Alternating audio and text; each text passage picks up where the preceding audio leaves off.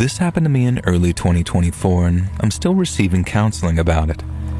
So I'm a college student in my final year, and at the time I rented a house with a couple of friends. We were away for spring break, and our house got broken into. It was heartbreaking. A whole bunch of stuff was taken, a MacBook Air, our PlayStation, and a bunch of cash that one of my roommates kept hidden under their mattress. Who knew people really did that these days? Thankfully, it was only a few $100s, but still, that's a lot of money to broke-ass bitches like us. I remember coming home buzzing but tired from the vacation and just staring in dismay at the door standing there, ajar. We went in carefully, probably should have called the cops first, and were just met with chaos. These thieves hadn't actually taken all that much, but they'd thrown everything around and made the biggest damn mess with books, food items, throwing the couch cushions around. Thankfully, I kept my room locked, so I thought that they didn't bust in there. But one of my roommates, the one who kept the cash under her mattress, her stuff all got trashed. We spent that night in a motel, and then the next day began the long and upsetting task of cleaning up our life. My roommate's boyfriends and a couple of our friends all pitched in to help, and by the end of the day, things were almost back to normal, minus the shared laptop we kept in the living room, the PlayStation, a bunch of food we had to throw out, and things like that. From the next day, we were tasked with itemizing all the missing items, and at first it seemed like it was only a handful of things, which I've mentioned. Then as time passed, we started noticing more missing items, an expensive crock pot that I'd brought from home, a photography book that we kept on the living room bookshelf, and disturbingly a framed photo of the three of us from spring break the year before this. I hated the idea of the thief having our photo, especially since we were posing in bikinis, and I've never wanted them to frame that and put it up in the first place. It just sort of felt weird having it on display. And this kind of made me start suspecting that what if the thief was someone who knew us? And maybe I was reading too much into it. Maybe he'd just been some dirty perv who saw 3 college girls in bikinis and decided to stash it for the spank bank while he played on our stolen PlayStation. And the thought wouldn't leave me though, and it began to bother me more and more. I started pushing my roommates to keep checking if anything else was missing. Smaller items that we wouldn't necessarily be able to claim on insurance and could maybe give me a clue as to who had broken into my house. My roommates and the cops kept reminding me that there had been a bunch of burglaries, and it was likely just an opportunistic thief, but I was really fixating on the idea of a stalker or being targeted somehow. My other roommate noticed that some of her clothes were missing, particularly a few items of underwear. She couldn't say for sure that they'd been stolen. She said that she might have left them on spring break. Not in that kind of way, just forgotten in the hotel. But I knew that she was just trying to make me feel better. They'd been stolen, just like the photo and our PlayStation. The money mattress roommate then noticed that a couple of pieces of jewelry had gone missing. None of her clothes, though. They were all accounted for. I remarked that I was extremely grateful that the thief hadn't gotten into my stuff, which is when my roommates pointed out that the lock that I have on my door, even though you lock it from the inside, is possible to open and close from the outside with a screwdriver or something similar. I immediately began checking my things, because my room hadn't been disturbed and because nothing of value was obviously missing. I hadn't even thought to check. Imagine my relief when I couldn't find anything missing at all. All my clothing, underwear, keepsakes, and even a pretty expensive necklace I'd inherited from my grandma. If the thief had gone in my room, he would have stolen that, obviously. I was lying in bed one night, struggling to sleep with paranoia, when I noticed something on my side dresser. I turned on the lamp, got out of bed, and went over to it. It was a pen, a cheap-looking ballpoint pen. Now, it was a bit of a nicer one, like the kind that you get in banks or something, and I picked it up, scribbled on a bit of paper, and it didn't work. Strange. I just shrugged and then threw it in the trash. Now, back in bed, thoughts were whirling around my head, and I continued to fail to sleep. Something about the pen just being on my dresser without me remembering it was bothering me. What if? No. It couldn't be, could it? And I began studying my room, My photo board, my paintings, my computer, my shelf of plushies. There was a teddy bear sitting there among them that caught my eye.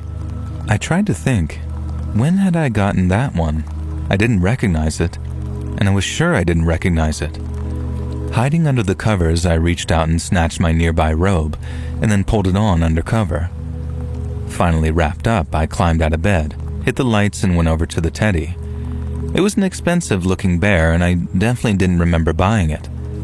Picking it up, I could feel something hard inside its body. Its glassy eyes stared at me, dead shark eyes and a cute little teddy bear. Was it my imagination, or could I see a little glint in the eye? I turned the bear over, and sure enough, there was a slit I could open. I reached in and felt a large, hard object. I tore it free from the bear, and once again, sure enough, it looked to be a spy cam. I was horrified. I threw it face down and began to scour the room for other devices. And in total, I found the teddy, the pen, a smiley face badge, a plush snail, and then finally, hidden in my bathroom, a second spy cam pen. Of course, I freaked out. Even though it was the middle of the night, I called the cops and woke up my roommates. I was frantic, insisting that we check my light switches, all the fixtures, and all that kind of stuff. Hey, I've seen plenty of spy movies and creeper-type stories. I'm pretty sure I know where they hide these types of things. They helped me dismantle everything while the cops bagged up what I had found. We didn't find anything more, and I don't know if that made me feel better or worse.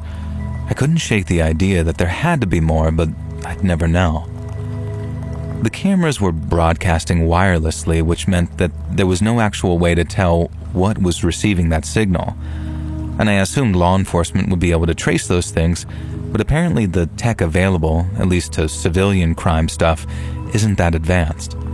I'm sure they could probably have worked on it if the cameras had been planted in, say, the Pentagon, but it just wasn't worth the expense for some weird home invasion. And so in short, someone broke into our apartment, made it look like a robbery, then planted spy cams in my room, which were left undiscovered for a few days. I tried not even to think about the amount of times I'd undressed or been in a vulnerable position in front of those cameras. If I do, it still makes me feel sick to my stomach. I could not stay in that room after that, and my roommates were paranoid that they'd been bugged too, even though we could never find any other cameras. We stayed with various friends and kept returning to that house to scour for cameras but never found any more. And it really screwed with all of us, honestly, and I'd be lying if I said that we were over it. The absolute scariest thing to me is knowing that the spy cams left in our house were fairly basic, cheap ones that you can find in Walmart or on Amazon. Why does that scare me? Because they don't broadcast very far. And this suggests that the culprit was nearby, maybe one of our neighbors. Maybe it just means that whoever put them there wasn't getting a signal, and I hope to God that was the case. But all I can picture is some creepy perv guy watching me changing from his living room next door, and even sitting in a car outside our place. I've never felt safe since this happened, and I hope that one day I can finally get over it.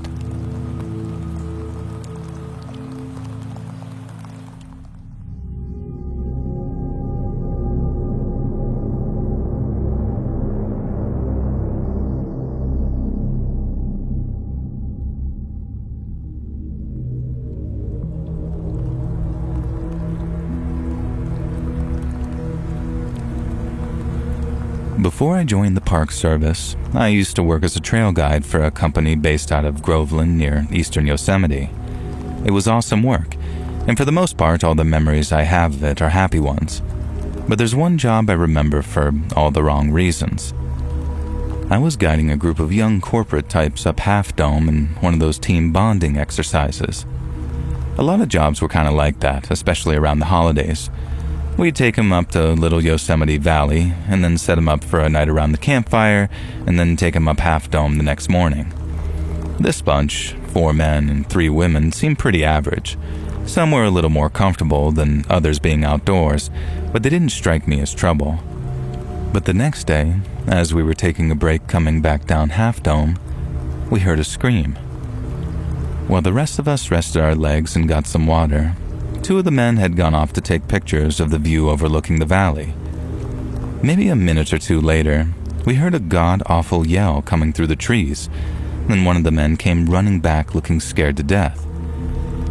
He said his buddy was taking a picture near the edge of a cliff when he'd suddenly slipped and fell. I had an idea of how bad it was just from his expression, but when I got there, I saw it was way worse.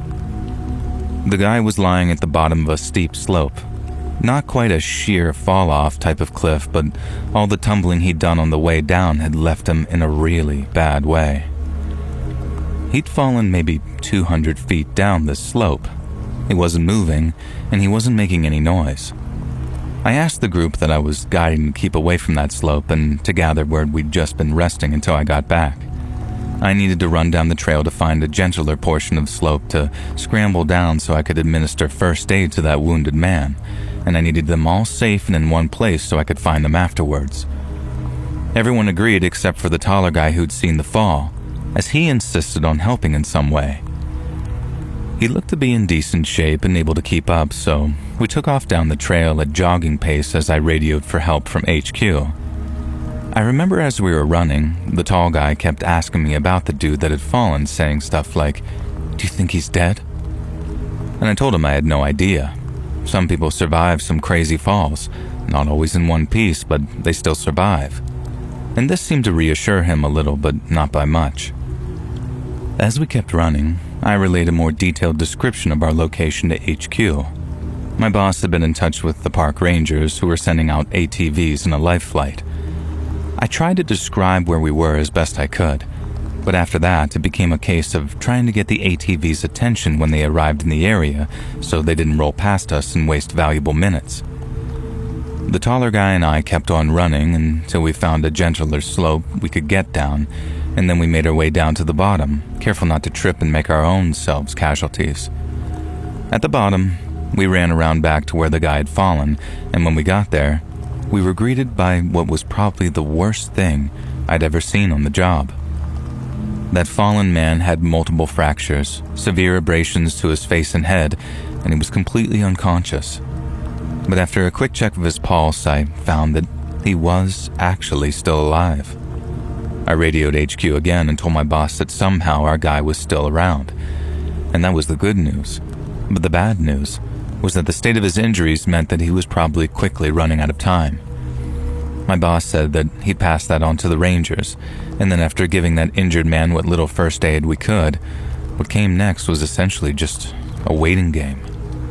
We had to stay put and hope either the ATVs or that life flight spotted us in time. It was tense. Very tense, and the taller guy kept asking, "Is he dead? Can you hear us?" and all that kind of stuff. He kept trying to talk to this guy, saying, "You're gonna be okay, man. Just hang in there." I didn't think the injured man could hear him, but I wasn't about to interrupt him when he was essentially trying to make himself feel better.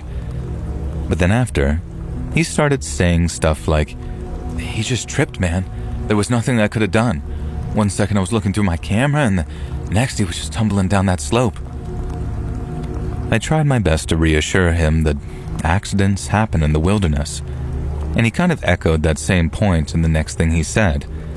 But there was something about the way he said it that just didn't sound right to me. And the thing he said was, "It wasn't my fault." I know that makes sense for him to say something like that, and hearing it read out loud like that, it's probably not going to raise any red flags for you. But at the time, it sounded like he wasn't trying to reassure his buddy anymore. He was trying to reassure himself. I've seen some pretty bad accidents and injuries during my time, everything from animal attacks to accidental shootings, and every single time I'm amazed by how selfless folks can be. They'll rip up their own shirts and use them as tourniquets or offer to carry the injured person for miles and miles without a break. What they want, what's good for their well-being, that isn't important anymore. Priorities have been totally rearranged, and it's all about the injured person, always.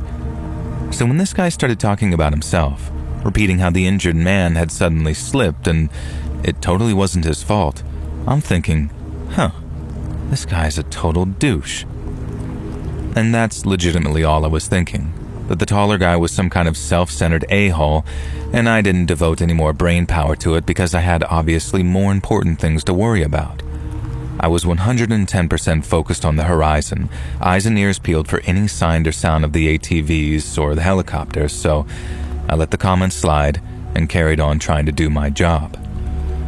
The taller guy started freaking out again and asking me a whole bunch of questions. I told him to shut up and check the injured man's pulse. It was weak, but it was still there. I remember saying a silent prayer for someone to show up soon. This sort of full-body sensation of like trying to force something into being. And then after a few more minutes of feeling my hopes start to dwindle, I heard the sound of ATV engines getting louder and louder as they came round that mountain. Myself and that tall man started yelling and jumping up and down, waving our arms, and then that's when they saw us. The guys on the ATVs came in fast with a stretcher and some first aid. They not only had the gear to stop the injured man's bleeding, but they also had the GPS and the radios to tell that air ambulance exactly where it needed to land so they could get him on board as fast as possible. It was a terrible thing to happen, and all my sympathies were with that injured man, but those rangers were incredible to watch. They kept their heads cool while dealing with injuries so bad I could barely look at them, and then just as they were getting the injured man on their stretcher, we all heard the sound of rotor blades booming above us as that air ambulance flew into view. It was like seeing an angel coming down from heaven. Not so much the sight of it, of course, but the feeling I got when I saw that crazy brave pilot suddenly pitch and turn in the air above us.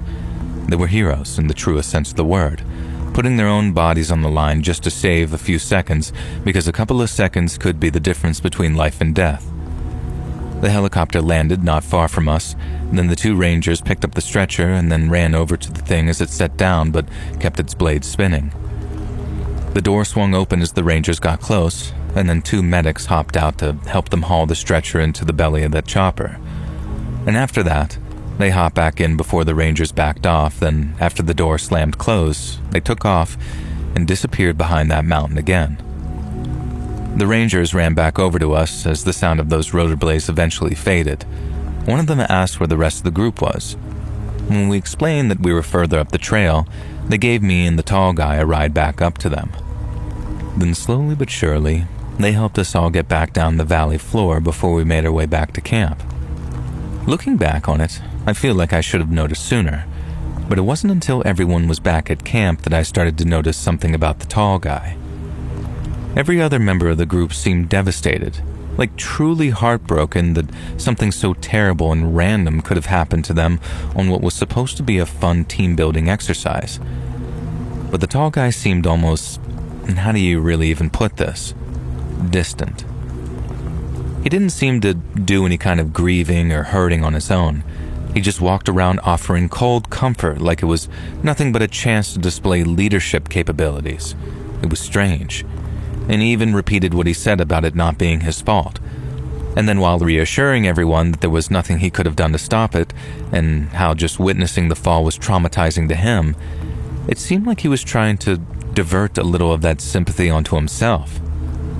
That time, instead of just thinking of what an asshole, I remember thinking, okay, now this is strange. Now don't get me wrong, I understand that seeing something like that is a terrible thing, and it has an awful effect on a person's mind. Heck, maybe it's just something that you had to be there for. But take my word on the fact that something about the way the guy was behaving just didn't pass the smell test, so to speak.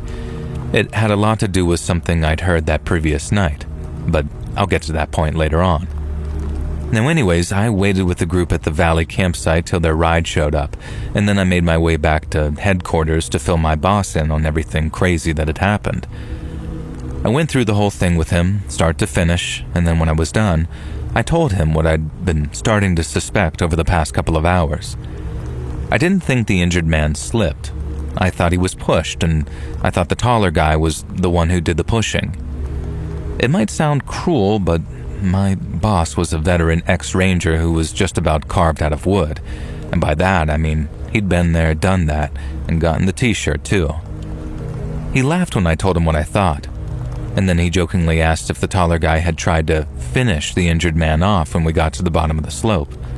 When I told him no, that he helped me stem the bleeding and check his pulse, he told me, doesn't seem like a stone-cold killer, does he? But he didn't laugh after I told him what I'd heard that night before, and was the same thing that I told the cop who came to visit me a few weeks later. My boss gave me the heads up that someone was about to call, and when he told me it was the cops, I felt like every dark suspicion of mine had been confirmed at once. 2 detectives stopped by to ask me a bunch of questions, and I didn't tell them outright because I knew that they had their list of questions to ask me. But when it came to the question of me noticing anything suspicious during the night before the accident, I gave them both barrels. I told them how that previous night, the tall man and injured man went off to talk in private. I told them to stay close and to come back to the fire as soon as possible, but they didn't listen. And then after some time, I decided to go look for them. I walked off the direction they'd gone, and although I couldn't see them right away, I heard them loud and clear. They were trying to keep their voices down, but they were clearly having some kind of heated debate. And I don't want to say that they were yell whispering because that sounds kind of dumb, but it clearly was loud. I got closer and closer, honing in on the sounds of their voices when I suddenly heard one of them say something along the lines of, "Oh, is that it? You want me out of the way? Well, good luck, buddy." The other guy cut back in with this reassuring tone to his voice, but I didn't catch anything he said after I called out to them both to come back to camp. And they assured me that they'd return in a minute or two, which they did, and I put their discussion down to something to do with business. It didn't occur to me that out of the way might mean physically out of the way, and not just sort of like fired or laid off. When I mentioned that thing about the out of the way argument, both the detectives stopped writing notes and they sort of gave each other this sort of look. They didn't come out and say it, but I could tell that they had their own suspicions about the accidental fall. But what they did tell me was how the injured guy was in a coma, meaning he wasn't talking to anybody anytime soon. It was a relief to hear that he'd survived, but it sucked hearing that he hadn't all the way survived, you know? But that's why they were talking to me, instead of just asking the guy if he had really slipped, or if he had been pushed. After thanking me for my time, I helped them out of the trailer and then called my boss to tell him everything that had been said. I guess it was a little I told you so moment because those guys were quite clearly about to launch some kind of attempted murder case. And although I don't know how it all panned out for them or if the injured man ever woke up from his coma, my mind's already made up. I think that not only was there an attempted murder during one of my guided hikes, but I got a front row seat to watch that psychopath try and worm his way out of it.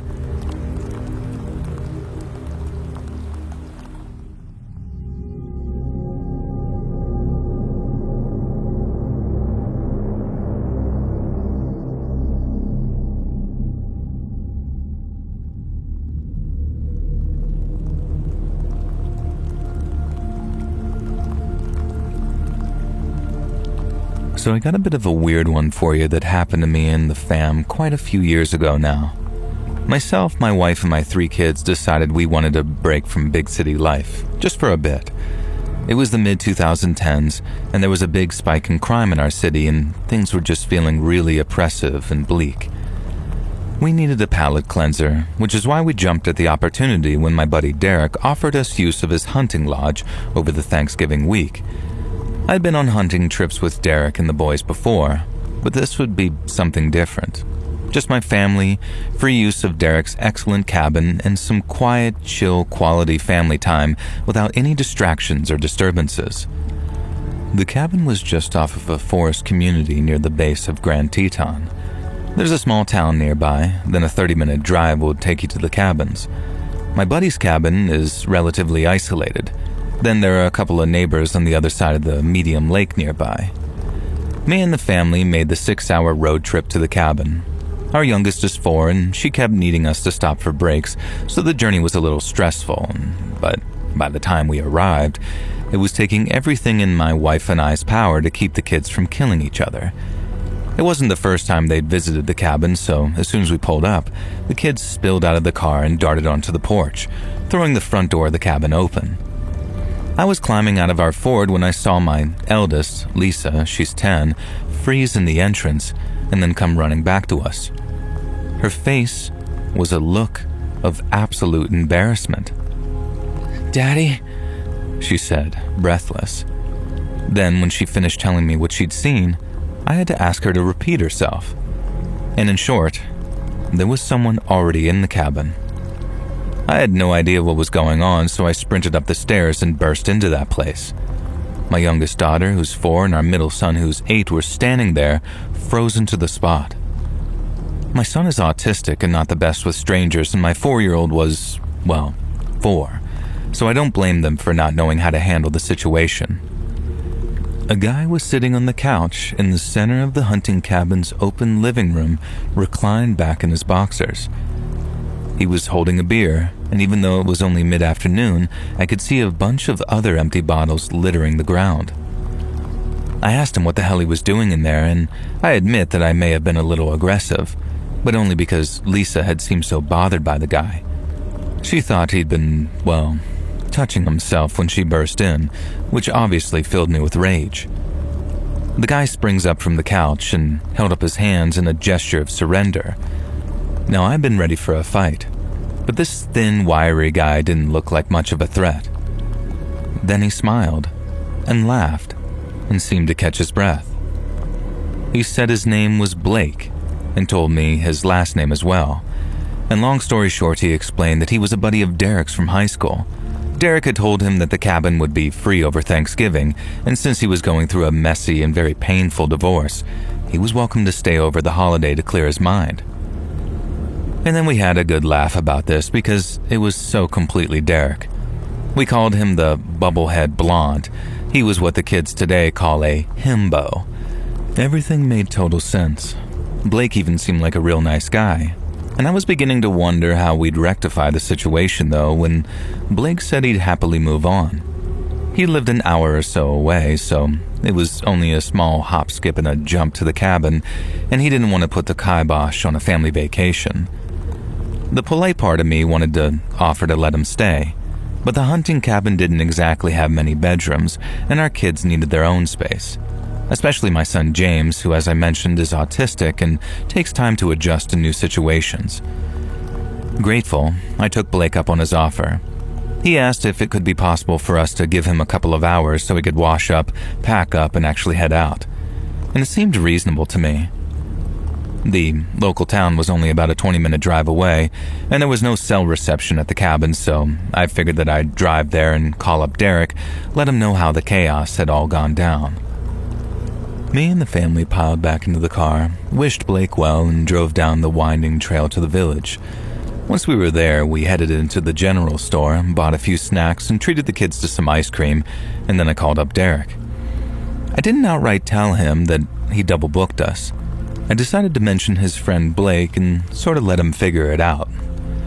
And when I did, what Derek said caused a shiver to run down my spine. I'll never forget it, word for word. He said, quote, "Blake? That prick? That guy who used to bully me in high school? I heard he was busted on drugs charges." I think at first I thought Derek was pranking me because I grilled him on it and told him that a guy called Blake had been at the cabin. Derek began to get more and more frantic with me when I was skeptical, eventually yelling at me to listen and take him seriously. And that snapped me out of whatever doubts I might have had. Derek never yelled, and he never got mad. He told me to return to the cabin with the cops and to have my wife and kids stay in town for now. He even offered to Venmo me the money for a motel for all of us, but I told him not to worry. And then he called his buddy at the sheriff's department and had him and an officer meet me on the outskirts of town and take a ride back to the cabin in that cruiser. And when we got there, the front door was hanging wide open. The place had been utterly trashed, completely and totally ruined. The TV was smashed. All the various glasses were in pieces on the floor. The couch was shredded with what seemed to be a knife. The deputy and the officer made me wait outside at first while they checked the place, but I soon followed them in, hot-blooded and angry. Swear words had been spray-painted on the wall of the master bedroom, and based on the fact that the paint was dry and the extent of some of the damage, law enforcement figured that the vandalism must have started long before my family and I arrived at the cabin. I guess Blake had been planning a little payback against Derek for some time, and we just sort of interrupted him. Why? It was hard to tell. Like Derek said, Blake had bullied him in high school and eventually been expelled for it, among many, many other things. He then went down a very dark path of drug manufacturing, apparently running a meth lab in a trailer park somewhere, but he'd been released on some type of technicality after that, and instead of him trying to turn his life around, he'd gotten hooked on the meth himself and decided to go on an all-out tour of vengeance and destruction. I have no idea if Derek's cabin was his first stop, but he'd certainly been filled with that enthusiasm. When I saw what he'd left in the bathroom, I had to cover my mouth and step outside. What a disgusting individual. And it made me furious to know that this chuckle effer had met my family. He'd spoken to us, smiled with us, laughed with us, all the while knowing that he was there for violence. I was just thinking how infinitely grateful I was that he decided to trash the place and leave, when I heard a creak from the ceiling above us, and then a bunch of coughing, more creaks, and more coughing. There was an attic crawl space in the cabin, and it was apparent to myself and the two cops that something, or someone, was up there. I showed them where the hatch was that led to that crawl space. The deputy pulled it open and a ladder unfolded. A head peeked out. He was covered in dust and filth, but I recognized Blake immediately. And thankfully, he handed himself over. He was too drunk and high to resist, and that stifling air in the cabin attic had started to trigger his asthma, of all things. And he was brought down and taken into the cop car in handcuffs. By now, a handful more of cops had arrived, and Derek's buddy deputy drove me back into town while other officers secured the scene. Thankfully, I didn't have to share a ride with Blake. My wife and kids and I didn't stay in the cabin over Thanksgiving after all. I booked us into a nice little hotel in town, and we got to experience the place Derek had grown up. He had to come up to assess the damage, so he brought his wife and stepdaughter, who is my youngest daughter's best pal, and we made a good week of it after all. Derek was surprisingly unfazed by the cabin invasion and damage, but I guess that's Derek for you. The most chilling aspect of all of this was what they found in the guest bedroom. Blake had come equipped with rope, duct tape, a hatchet, and a handgun. It turned out he did have a license for that gun, and we have no way of knowing what he intended to do with those things, or if he did actually have nefarious intent. But knowing an unhinged guy like that had been lurking in my family's vacation cabin, ready to snap at any time, well, let's just say that Blake is not someone I plan on vacationing with in the future.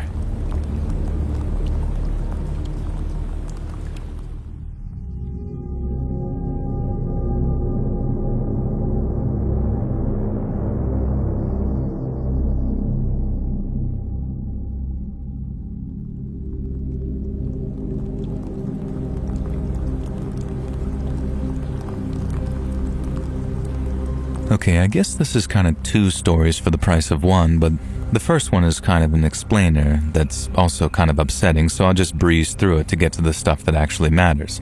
And for the record, I'm a woman, and I was still a 20-year-old college student when this happened to me. I used to work as a trail guide way down south, taking folks out into nature reserves to make sure that they see all they want to see without getting themselves lost. One day I was out walking my dog down one of the trails when I heard a gunshot. My dog and I went to investigate because hunting is super not legal in that nature reserve, and that's how we found ourselves a poacher doing something despicable to an innocent animal. And I ran back to my cabin, called the rangers, and then within just a couple of hours, the guy was actually in cuffs. And it felt like an incredible achievement, knowing that we'd helped put someone who threatened the animals behind bars. But one of my fellow guides seemed a little less enthusiastic about it than the rest. I figured that she was maybe a little jealous or something like that, and now I know otherwise. Regardless, I rode that wave of good feeling for about a week or two, but after a while, everything went back to normal, and it kind of faded into the background.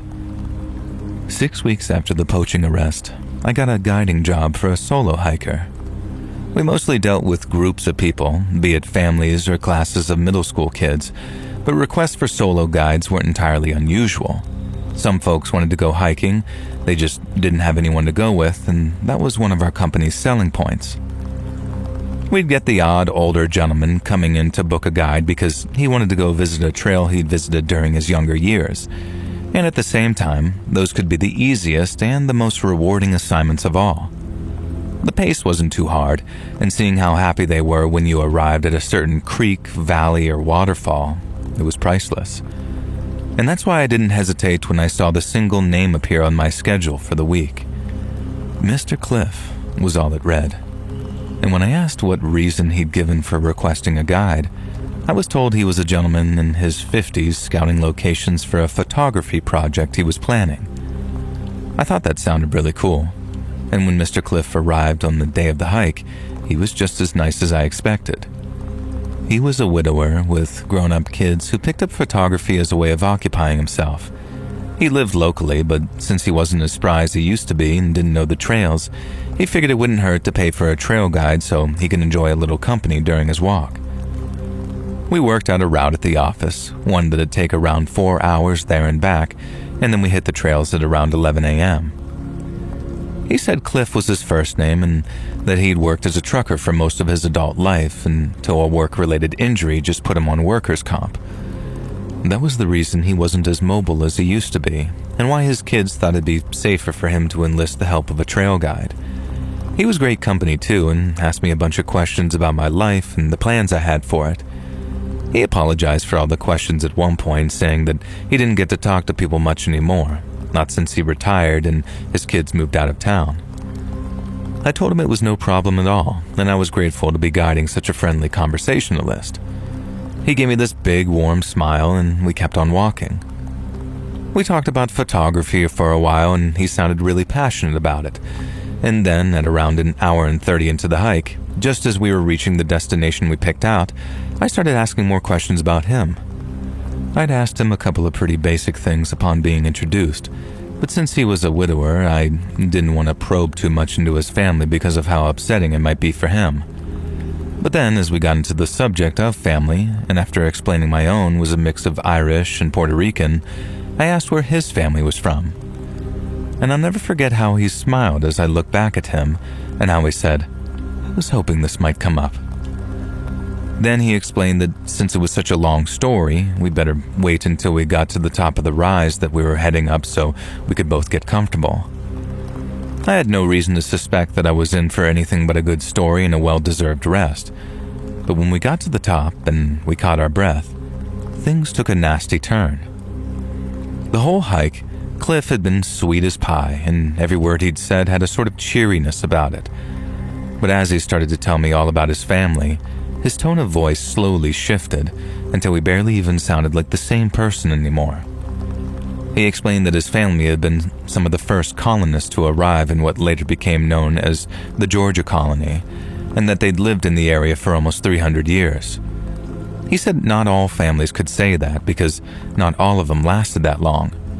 But he and his had faced down the natives, the British, then the Union and the federal government, all one after the other, and they were still there to tell their story. I remember saying, "Wow, that's amazing. I understand why you guys are so proud."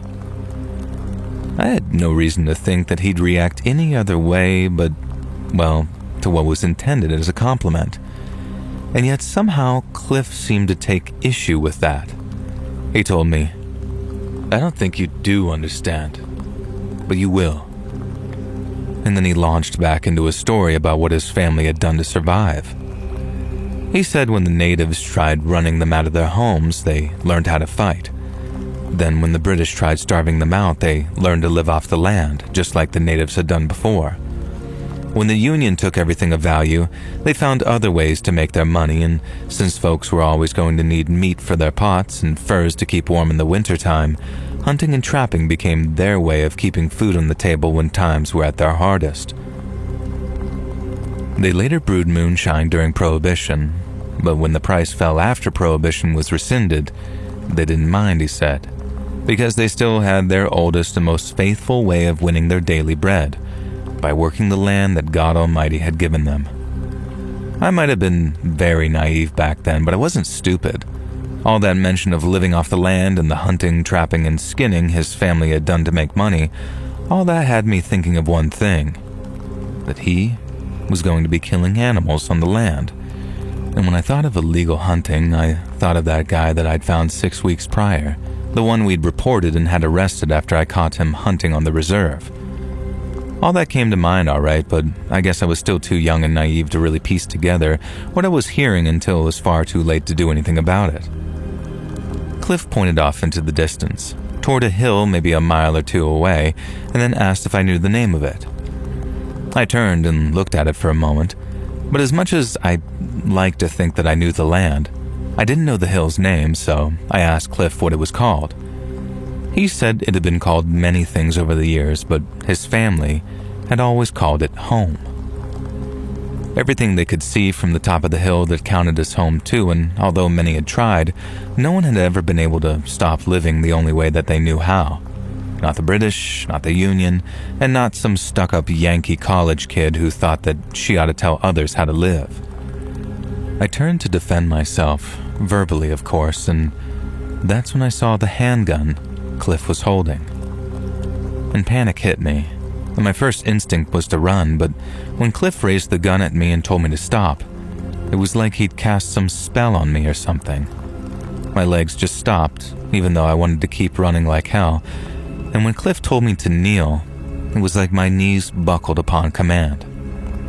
I remember sobbing, like really sobbing and saying, I'm sorry, please don't kill me, I didn't know," over and over because I'd realized who Cliff, definitely not his real name, really was. The poacher I'd reported hadn't been some lone hunter, straying out of bounds to cheat the system a little. He was part of some organized poaching racket, and Cliff was one of his partners. I remember how, in the middle of all that begging and sobbing and listening to metal sounds of the gun being loaded, I remembered my coworker's muted reaction to the poacher being arrested during the previous month. She knew what was going to happen, and that's why she couldn't be happy for me, but she was still too scared to warn me. Had she gotten a similar warning before, one that she'd kept quiet about, or had she just heard stories? I'd never find out.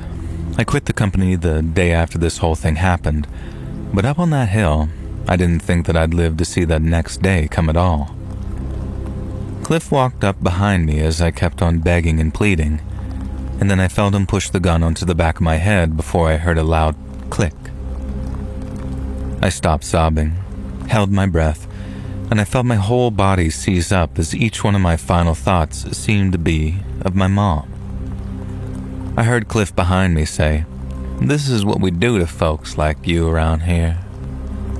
But then instead of a bang when he pulled the trigger, instead of everything going black, I heard another metal click at the back of my head before Cliff took the tip of the gun off the back of my scalp. I peed myself. I'm still kind of embarrassed to say it, but it's the truth. I heard that click, and it was like a full body release.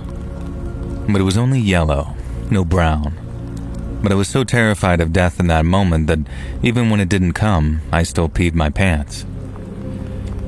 I think there's probably an exact medical term for what happened to me in the moments after, as I heard Cliff laughing at how scared I was. I don't want to say it was catatonia because I could still see and hear everything okay. I just couldn't move. I could breathe all right, but after curling up into a ball, I just laid there, taking shallow breaths and waiting for the end to come. I didn't quite realize what he'd done yet, as in like performing a mock execution on me. I thought maybe his gun had jammed or something and the shot was coming any second. But then, Cliff spoke. He told me his pa had said not to kill me, as that'd bring even more trouble down on them, whoever them was. But he was to make it very clear that if I reported any more poaching or trapping in the areas they called home, they wouldn't be playing pretend anymore. They'd be playing for real. And after that final warning, the man who said his name was Cliff left me lying there in the dirt, and I didn't get back to the office for hours and hours because I was way too shaken to drive at first. We called the cops. They searched the area and put out an APB, but no one was ever found. The cops told us they offered a reduced sentence to the guy who was caught poaching, saying they'd chop his jail time in half if he just gave them a name. But he was just stonewalling them and said that he didn't know what they were talking about. I'd like to be able to say that I went back to the trails, but unfortunately, that incident marked the end of my guiding days for good, and I moved back to Michigan once I graduated.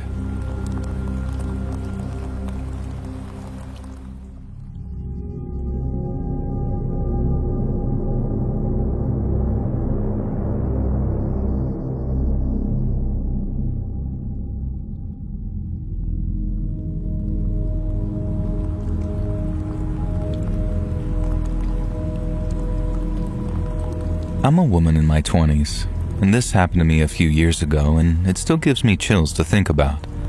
It's kind of ridiculous, and I can look back on it with friends and laugh now, but it was absolutely heart-wrenching at the time.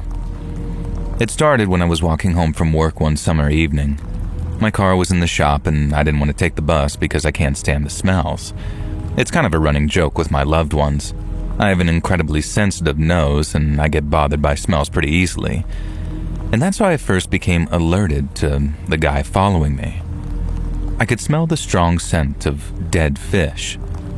At this point, I'd walked a couple of blocks, and this foul, lingering scent was persistent.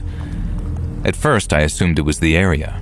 I lived in a coastal town where fishing is a core aspect of our commerce, so the smells associated with fishing aren't uncommon. They weren't usually around my area of the town, though, because why would I choose to live in an area that stank of fish when I have a sensitive nose? So it was a bit unusual for it to reek this bad, and that's when I wondered if it was someone, not something, who was serving as that source of the smell. Since I was alone, I didn't want to attract anyone's attention, so I ducked into a nearby alcove and pretended to check my phone while scanning my surroundings. There was a man about 30 feet behind me. He caught my eye because he was stumbling along, not drunk as such, but almost like he had a limp. And then when I stopped, he quickly found a reason to stop too, pausing at a bench to tie his shoelace. I'm not normally the type of person to assume I'm the center of attention, but it was so obvious to me that this guy was following me, and so I tested it out, moving along the street some and then stopping to check my phone. And sure enough, every time I stopped, he would stop too. A few more times and I was certain this guy was following me. He kind of looked disheveled, and I noticed he was wearing a waterproof fishing coat, even though it was a very warm day. He had a scraggly black beard, a beanie cap, and he was carrying a huge brown fabric bag. I could see wetness soaking through the bottom of that bag, and I figured that was where the smell of the fish was coming from. And it seemed like he had his catch for the day, and maybe he wanted to add me to the net. Gross. I was only a block or two from home now, and so I hurried, and there was this panic building up inside me about what I'd do when I got home. There was nowhere else nearby that I could go, which meant that he'd see the apartment where I lived. Not much I can do, I figured.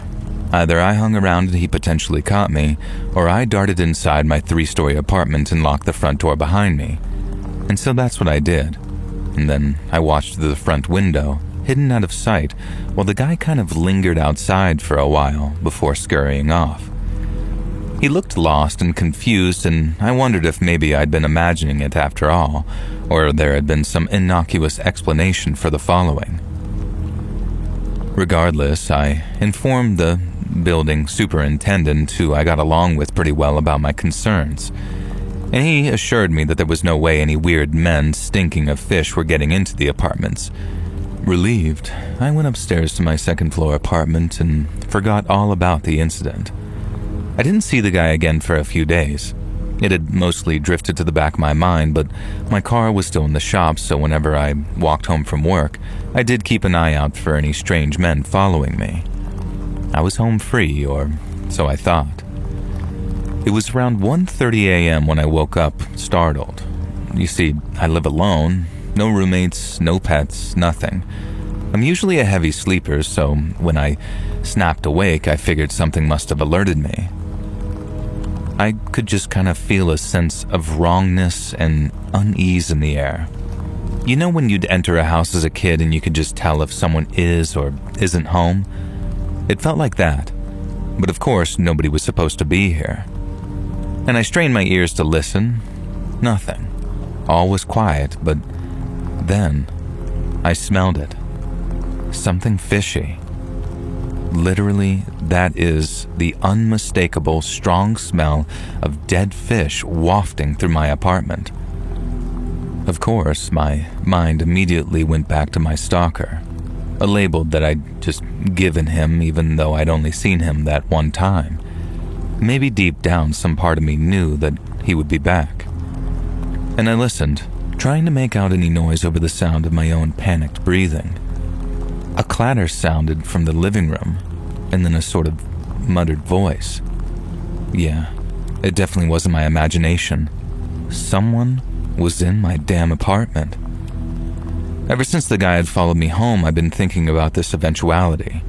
I didn't own a gun back then, something I've since rectified, but I did have my brother's baseball bat. He'd given it to me when I'd moved down to the coast, mostly as a joke, but told me to keep it on hand to protect myself. I'd quickly moved in, put it in the closet, and forgotten about it. But I'd been sleeping with the bat beside my bed ever since the guy followed me home. I grabbed the bat now and crept into the living room in my t-shirt and shorts. As soon as I left the room, I saw how the intruder had gotten in. The front door was busted open. We later found out that the wood must have been rotted around the latch or something, because he'd seemingly used some kind of tool to crack it open. No wonder I'd woken up. The man of the moment was standing in my living room, right there in the darkness. He wasn't moving. He was still holding that damn bag, and as I crept closer, the stink of rancid fish grew stronger. It suddenly struck me that I had no idea what I was going to do. My phone was charging in the kitchen, which opened onto the living room on the other side of fish intruder. I couldn't call the cops without going through him, and from the way he was swaying on that spot, he seemed to be drunk or high or something. But from what I could remember of him in the daylight of the previous week, he'd been fairly well built. Definitely strong enough to cause me some serious harm if he chose to, even if I was armed with a baseball bat. I really didn't like the idea of head-to-head confrontation with this dude, and that's why I was so relieved, if not a bit surprised, when he suddenly collapsed to the ground. Well, he didn't collapse really. It was like, you know how little kids suddenly just sit down out of nowhere? It was like that. He just sort of dropped to the ground in a sitting position, froze there for a moment, and then began rummaging through his bag of dead fish. Ugh. If the smell had been bad before, it was terrible now. The foul, rotting stench of seafood wafted up and out of that bag, causing me to gag. I remember stifling my breath and crept out of the outskirts of the room, but my eyes were glued to the man the entire time. He was fascinated by whatever deceased rancid fish he was digging through. I caught my hip on the side table and almost knocked over a lamp.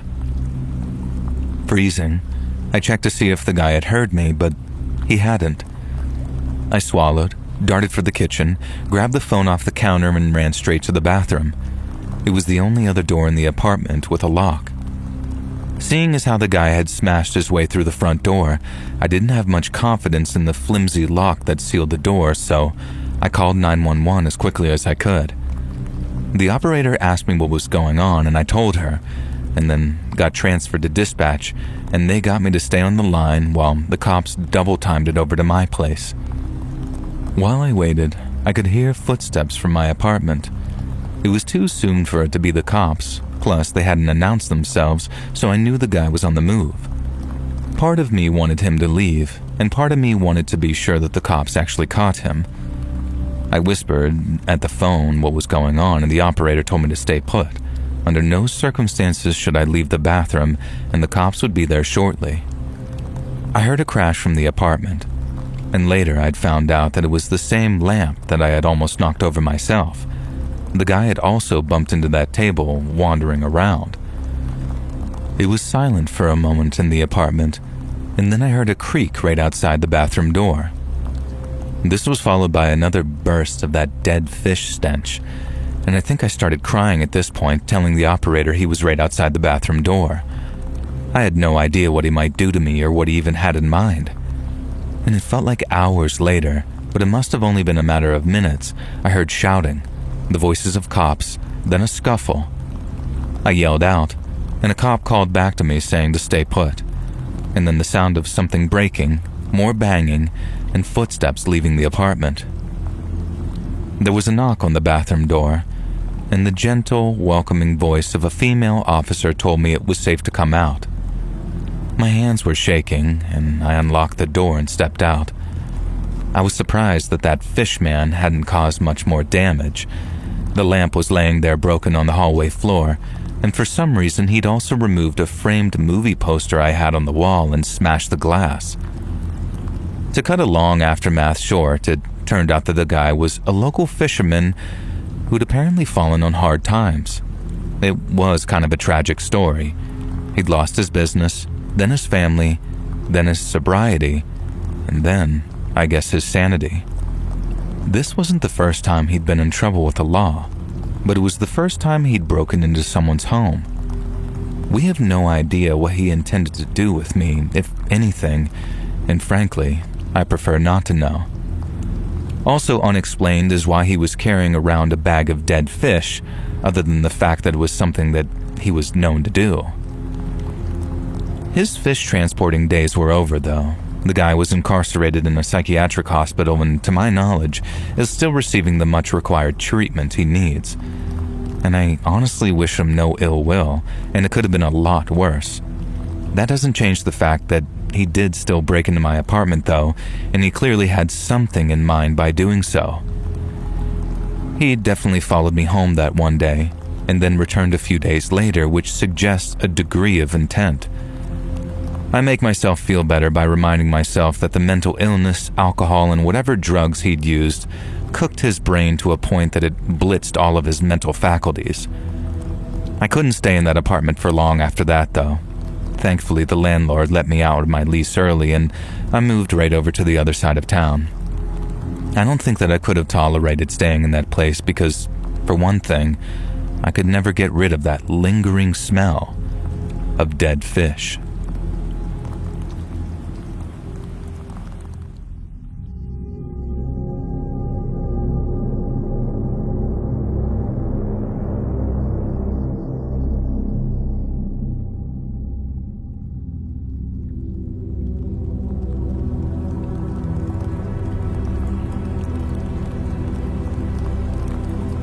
I've got a pretty traumatic story to share from a couple of years back when I was 21 and still in college.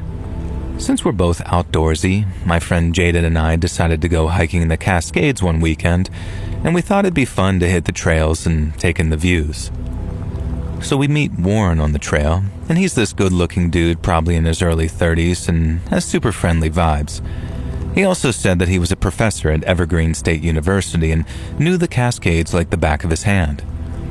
We chatted for a few minutes, and he offered to show us around this cool spot that he knew of. He seemed legit, clean-cut, confident, the kind of guy you'd trust. And so we both think, sure, why not? We follow him to this nearby beauty spot, and it's honestly gorgeous, like literally perfect to take some pictures. Warren's easy to talk to. He's cracking little jokes and pointing out random plants to give us facts about. And it was like he was giving us a private tour, and at first, it felt like we lucked out meeting him. After maybe an hour or two, Warren offers to walk us back to our car at the trailhead. Me and Jada figured it was about time to call it quits, so we took him up on his offer. The weather was still great, and we're still talking back and forth with Warren, so we're moving at a leisurely pace while enjoying the last trail of the day when Warren suddenly makes a suggestion. He says, "Wait a second. By my calculation, if we just hike through this section of trees here, it'll take us to the trailhead without having to loop around." Or he said something along those lines, and we trusted him, so we figured, cool, shorter walk sounds good. We started heading off the main trail in the trees, and I figured it'd only be a few minutes of walking or whatever before we started to see signs of life. But to me and Jada, it kind of looked like he was leading us deeper into the woods. It got real quiet, and Warren kept trying to keep the conversation going, but Jada in particular got very quiet too, and she's only that quiet when she's nervous. When she started lagging behind, I glanced back and saw her shake her head at me, signaling that she didn't want to continue. I knew exactly what she was talking about, so I told Warren that me and Jada weren't so sure about this shortcut and wanted to head back toward the trail. Warren turned around and at first he just smiled, and he says, "Ah, come on, it's just a shortcut. I've been here dozens of times." His voice was still friendly, but it had this weird edge to it, like he was forcing the friendliness now. Jada shook her head and then backed up by saying she wanted to go back too, not just me. Warren kept on smiling, but his eyes narrowed over a little as he looked at us. He told us we were being silly, that there was nothing to worry about, but Jada wasn't backing down. She said she wasn't taking another step into those woods, and not a thing he could say could convince her otherwise. And that's when he started to get mean. He responds by saying, "Oh my God, what's wrong with you? I said it's fine." He tried to smile at us after, but we heard the aggression in his voice when he asked Jada what was wrong with her. And that was the mask-off moment for us. I grabbed Jada's arm, and then we turned and started quickly walking back toward the trail we'd just been on. But then seconds later, I heard it. Fast and heavy footsteps crunching up behind us. Warren yelled, "Where do you think you're going?" And we sped up, almost jogging then, but he was faster. Suddenly I heard Jada let out this yelp of panic, and I felt this horrible chill go through me. I spun around just in time to see Warren's hand clamped around Jada's arm before he yanked her back so hard she stumbled. She screamed at him to let go as she tried to wrestle herself free, but Warren was too strong. The look on his face was totally different too, nothing like the charming guy we'd been laughing with just an hour before. He screamed at us, "You're not leaving!" Then the next thing, he shoves Jada to the ground so hard it sounded like it knocked the wind out of her. She sprawled in the dirt for a second and then started scrabbling for a grip as she tried to push herself to get away from Warren. I froze for a split second, my mind going 200 miles an hour thinking, what the hell's going on? Is this really happening? But it was, and I needed to do something to stop it. I remember seeing Warren just looming over Jada with his fist clenched and his chest heaving, looking like he was about to jump again. And then a thought hit me right between the eyes. I unzipped my fanny pack, fumbled past my keys and sunscreen, and then grabbed hold of a cold metal canister of pepper spray. I then yanked it out, pointed it at Warren, and then yelled at him to back off. My voice shook so badly I barely recognized it, and at first when he turned around, he just laughed his almost mocking-sounding cackle at me. He took a step towards me, staring me right in the eye, and dared me to use it. He didn't have to ask me twice. I pressed the button, unleashing a stream of pepper spray that hit him square in the face. He screeched so loud and crazily from the pain that it sounded like an animal, and then he backed off, rubbing his eyes and face. The pepper spray worked, but the breeze hit us too. Some of the spray blew back in a stinging mist that hit my eyes and nose like fire. I choked, tears were forming in my eyes, and Jada got some too as she got up and ran towards me and was pressing her hand to her eyes as she yelled at me to run. We knew that was our chance, and so we bolted through the woods even though we were both half blind. I remember branches whipping at my face and snagging at my hair, but neither of us were about to stop for anything, because behind us, we could still hear Warren screaming stuff like, "Run, bitches, I'll catch you anyway." I'm not joking. And we ran till our lungs burned and our legs were screaming, and we kept going until we finally burst out on that main trail. But I was so relieved I almost collapsed against a tree, gasping for air as my eyes still streamed from the stray pepper spray. But even then, we didn't stop to catch our breath for long. We kept on going back to the car where my hands were shaking so bad I could barely get the key into the ignition. Jada was frantically looking out for Warren and later told me that she was terrified of seeing him crashing through the bushes before he attacked the car. I managed to start the car, then we got the hell out of there. My eyes were still burning from the pepper spray, but I didn't care. Getting out of there was the only thing that mattered. As soon as we hit a spot with cell service, I pulled over and Jada called 911. She spilled everything while I sat there in silence, staring out the window with eyes that were still sore from that pepper spray. I couldn't hear exactly what the dispatcher said, but she sounded calm and kept Jada on the line until the cops showed up. We gave our statements, still in shock, and then the cops said that they'd do everything they could to bring Warren in. We told them about his job at Evergreen State too, but they later called back saying that there was no such professor who was employed at that college, and that there were 2 students named Warren, but neither matched our description. In looking back, it's insane how fast our fun little hike turned into a complete and utter nightmare. I still think about it sometimes, and the thought of how he went from charming to terrifying in a heartbeat, and how close we came to something worse, it sent chills through me. I'm so glad we got out and that we're both okay, but it also taught me to trust my gut and that if something feels off, even just a little, it probably is. Be careful out there, especially hiking or in places where it's just you and some rando, and carry pepper spray if you can. You never know when it will save your life.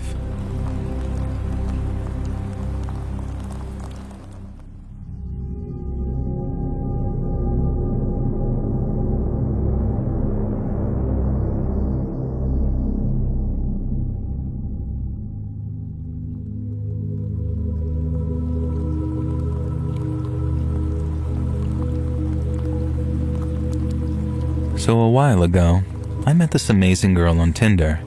We clicked really well over chat and met up for a few dates.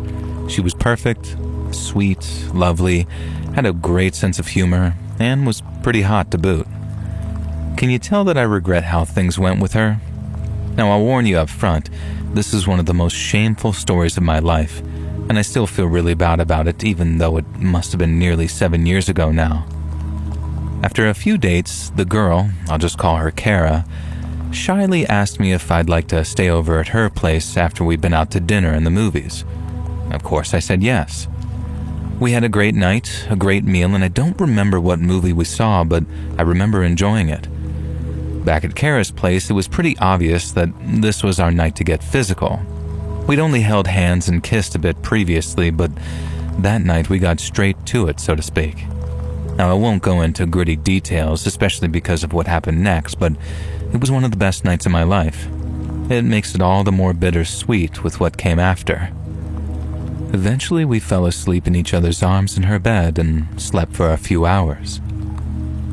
I woke up to the sound of breaking glass and 2 figures bursting into the room. I was stunned and had no idea how to react. It was all sort of a blur. They manhandled me out of the bed and dragged me into the living room. I wish I could say that my first reaction was to try and protect Kara, but mostly I was just so scared that all I could do was flail and yell like an idiot. One of them had a knife, and the other had some kind of baton. I didn't feel like testing whether they'd use either. They tied me to a dining chair, and then they went and got Kara. When they brought her out, the 2 hooded masked figures were a lot more gentle with her, I noticed. Now I should note I am a naturally suspicious person, I tend to overthink everything and maybe back myself into a corner because of it. Now, I will be the first to admit that this is not a nice trait, and this story is intended to be a cautionary tale about being like me. Don't approach everyone with suspicion. It will come back to bite you in the ass. Now, with that aside, back in the living room, the two masked men, and I could tell from their voices that they were dudes, were rummaging through my overnight bag. They took my expensive watch from the bedroom and dangled it in front of me, asking if it was real or fake. I told them it was fake. They didn't believe me, and into their bag it went. Then they forced me to unlock my phone. They did this by threatening to hurt Kara in very unspecified ways. Again, I kept noticing that they were actually pretty gentle with her, and I don't know why that just kept sticking in my mind, but it did. I don't think I paid much attention to it in the moment, but I definitely did after the fact. Regardless, though, I unlocked my phone and they changed the passcode to ensure they could access and, I assume, wipe it. This meant, of course, they'd have access to my bank details, my Apple Pay service, which was fairly new at the time, my iTunes account, and they could do a lot of damage with this info. Finally, they went through my wallet. These a-holes even shredded up a photo that I had in there of my sister, her husband, my niece and nephew. Just spiteful, angry robbers who wanted to upset me, which again made me suspicious. Was there a personal angle here? How did they get in? Why did they break in? I was gagged, so I couldn't ask them any of this, and eventually they stole what cash I had in my wallet, took my cards too, and just left. They didn't rob Kara at all that I saw. They didn't search for her handbag or purse, didn't steal anything from the apartment. It was just me. I was the sole target. Afterwards, dealing with the cops, I started to get more and more suspicious. It seemed like one of the officers did too, because he kept asking me how well I knew Kara, if it seemed like Kara knew the assailants, etc. I guess this is where the seed was really planted in my mind. We filed police reports, I canceled my cards, reported my phone stolen. Thankfully, they didn't take anything out of my bank account, but they disabled my Find My iPhone, and I'm sure they managed to jailbreak or wipe and sell it. In the days after, I sunk into a spiral of paranoia about it all. Kara was being evasive with me, I thought, and didn't seem to want to talk to me. I kept trying to ask her if she had any idea who the home invaders were or why they'd targeted us. She said she had no idea, but told me that while they broke the glass, they had gotten in through an open window in the living room. And I guess I was kind of a jerk about that because I replied a little snappily saying that I would have preferred to know that the place was actually locked up before staying there. Then, when she stopped replying, I started sending her messages about why the thieves had targeted me specifically. And at first, I sort of framed it like, hey, why do you think it went down like this? And then I started getting a bit more direct. I told her it was incredibly convenient that only I had been robbed and that she was totally fine. I could tell this hurt her and also made her mad because she started getting pretty angry and defensive about that. And I just like to say now that I don't blame her. I was a complete jerk and I deserve to be chewed out about it. I guess all I can say in my defense is that I was pretty traumatized from the event and I didn't really know Kara all that well. And in the end, after it seemed like the case had gone cold and there was no hope of the police catching these people, I just flat out accused her of setting me up. And she lost it at me, of course, which in retrospect I fully deserved. Again, I cannot stress how bad I feel about all this. And as you can probably guess, Kara did not set me up. The reason I suspected it, other than the behavior of the thieves, was that I'd become sure that I had identified at least one of the culprits. Kara had an ex-boyfriend, who I found by stalking her Facebook and Twitter profiles, and it seemed like she'd kicked him to the curb and he wasn't very happy about it. He was a weaselly, wiry-looking guy with a very snide expression, and I didn't much like him. His social media feed was filled with performative nice guy self-pitying crap, which also rubbed me the wrong way. And I discovered from his own Twitter posts that he had a record for breaking and entering and had narrowly avoided juvie as a kid.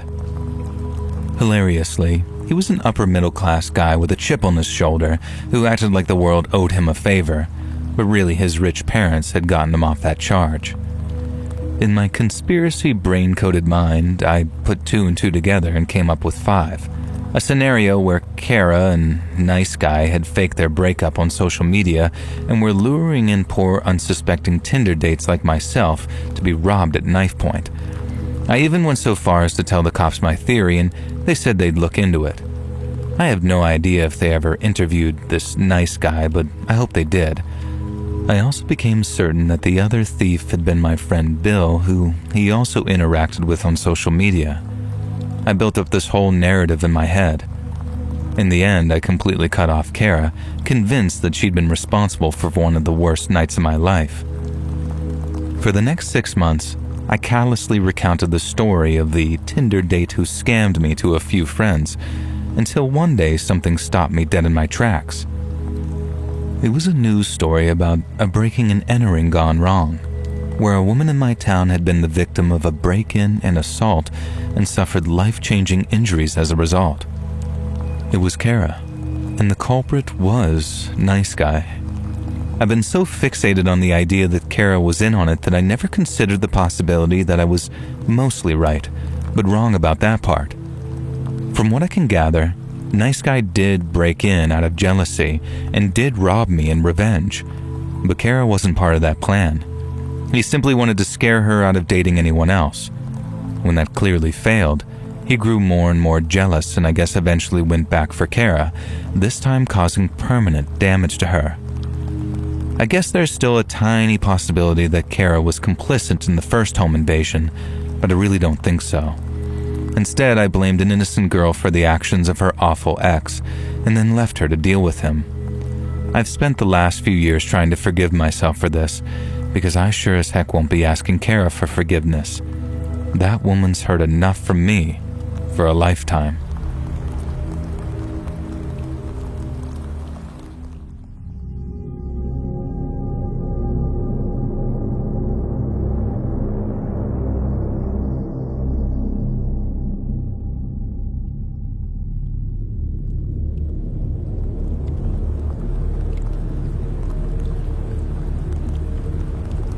I used to work as a trail guide, and this one time, I had to scout a trail that we didn't use much to make sure that it was safe for a guided hike that we had coming up. It was a simple process of checking for fallen trees, washed out paths, or anything else that might prove hazardous to the group. Probably one of the easiest things you get to do as a guide. I get to the deepest part of the trail, way out where it's just me and the trees. I'm kinda poking around looking for signs of trouble when, out of nowhere, 2 guys step out from behind the trees. They were rough looking, like they'd been out here a while with dirty clothes and scruffy faces. My stomach dropped as soon as I saw them because I could tell right away that their intentions weren't good. One had a knife in his hand, and the other was giving me this big, creepy smile. I remember trying my best to stay calm, but my heart was pounding so hard I could actually feel it. As they got close, the guy with the knife started yelling at me, telling me to hand over my stuff. He was vicious, waving that big knife around saying he'll cut me if I don't listen. I gave him my backpack, my water bottle, my Tamagotchi, and even what little cash he had on me. While that's happening, the other guy, the one with the smile, was acting very nice and saying things along the lines of, "Just do what we say, sweetheart, and you'll be fine." They tell me to turn around, and before I can say anything, they tie a blindfold over my eyes. It was an old rag that I remember smelled like sweat and dirt. After that, they tied my hands behind my back with more of that same kind of rag, probably old torn-up clothes, and then they yanked it tight so it hurt my wrists. I was trying to stay tough, but internally I was completely freaking out. I told them, Hey, you can't leave me like this. There's bears out here. If I'm tied up, I'm dead." I was hoping they'd have a heart, maybe loosen the ropes or something. But maybe that was the good cop having worked on me a little more than I'd like to admit. Because when they heard me asking for mercy, they just laughed like it was the funniest thing they'd heard all day.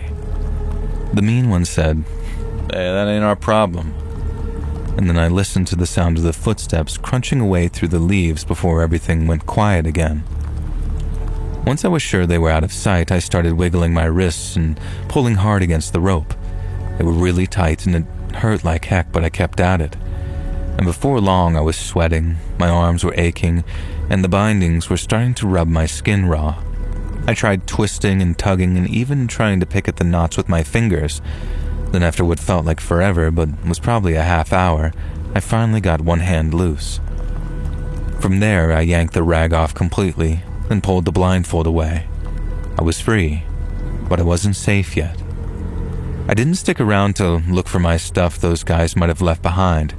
I just started running back down the trail as fast as my legs could carry me. The whole way, I was looking over my shoulder, half expecting those creeps to pop out again, but I kept moving till I finally saw the trailhead in the distance. When I got back to headquarters, my boss was there doing paperwork, and he just about jumped out of his chair as I burst in. I remember panting, trying to get the words out, but all I could manage at first was just call 911. He didn't ask questions. He just grabbed the phone and dialed as I sat down. Then after handing me the phone, I spilled the whole story to the dispatcher, the two guys, the knife, the blindfold, all of it. My boss stood there wide-eyed as I talked, listening to what I'd been through. He couldn't believe his ears, and he told me later that nothing that terrible has ever happened to any of his employees, past or present. Given the severity of the call, the cops showed up quickly, at which point I went over the story for a second time. They asked me to go into as much detail as possible in terms of describing the guys, as well as what they said and which direction I figured they might have gone. I did my best, but it was all a blur. They were unshaven, wearing dirty jackets. One was taller, the other one shorter, and I told them about the knife and that creepy good cop, bad cop routine too, and how it seemed almost rehearsed, like they'd done this before. The cops said that they'd send a team out to search the woods, but I didn't hold my breath. I knew those guys would probably be long gone. As the cops left, my boss told me to take the rest of the day off. He was a great guy like that, and he could see how rattled I was. And I sat in the break room waiting for my ride and trying to calm down, but every time I remembered how they'd laughed, this feeling of anger and dread would get all fat and heavy in my chest, and it'd only go away if I cried or yelled or hugged somebody. Those guys didn't care if I lived or died, and it makes my skin crawl to think about it today, but I still eternally am grateful to God for making sure that I made it back in one piece.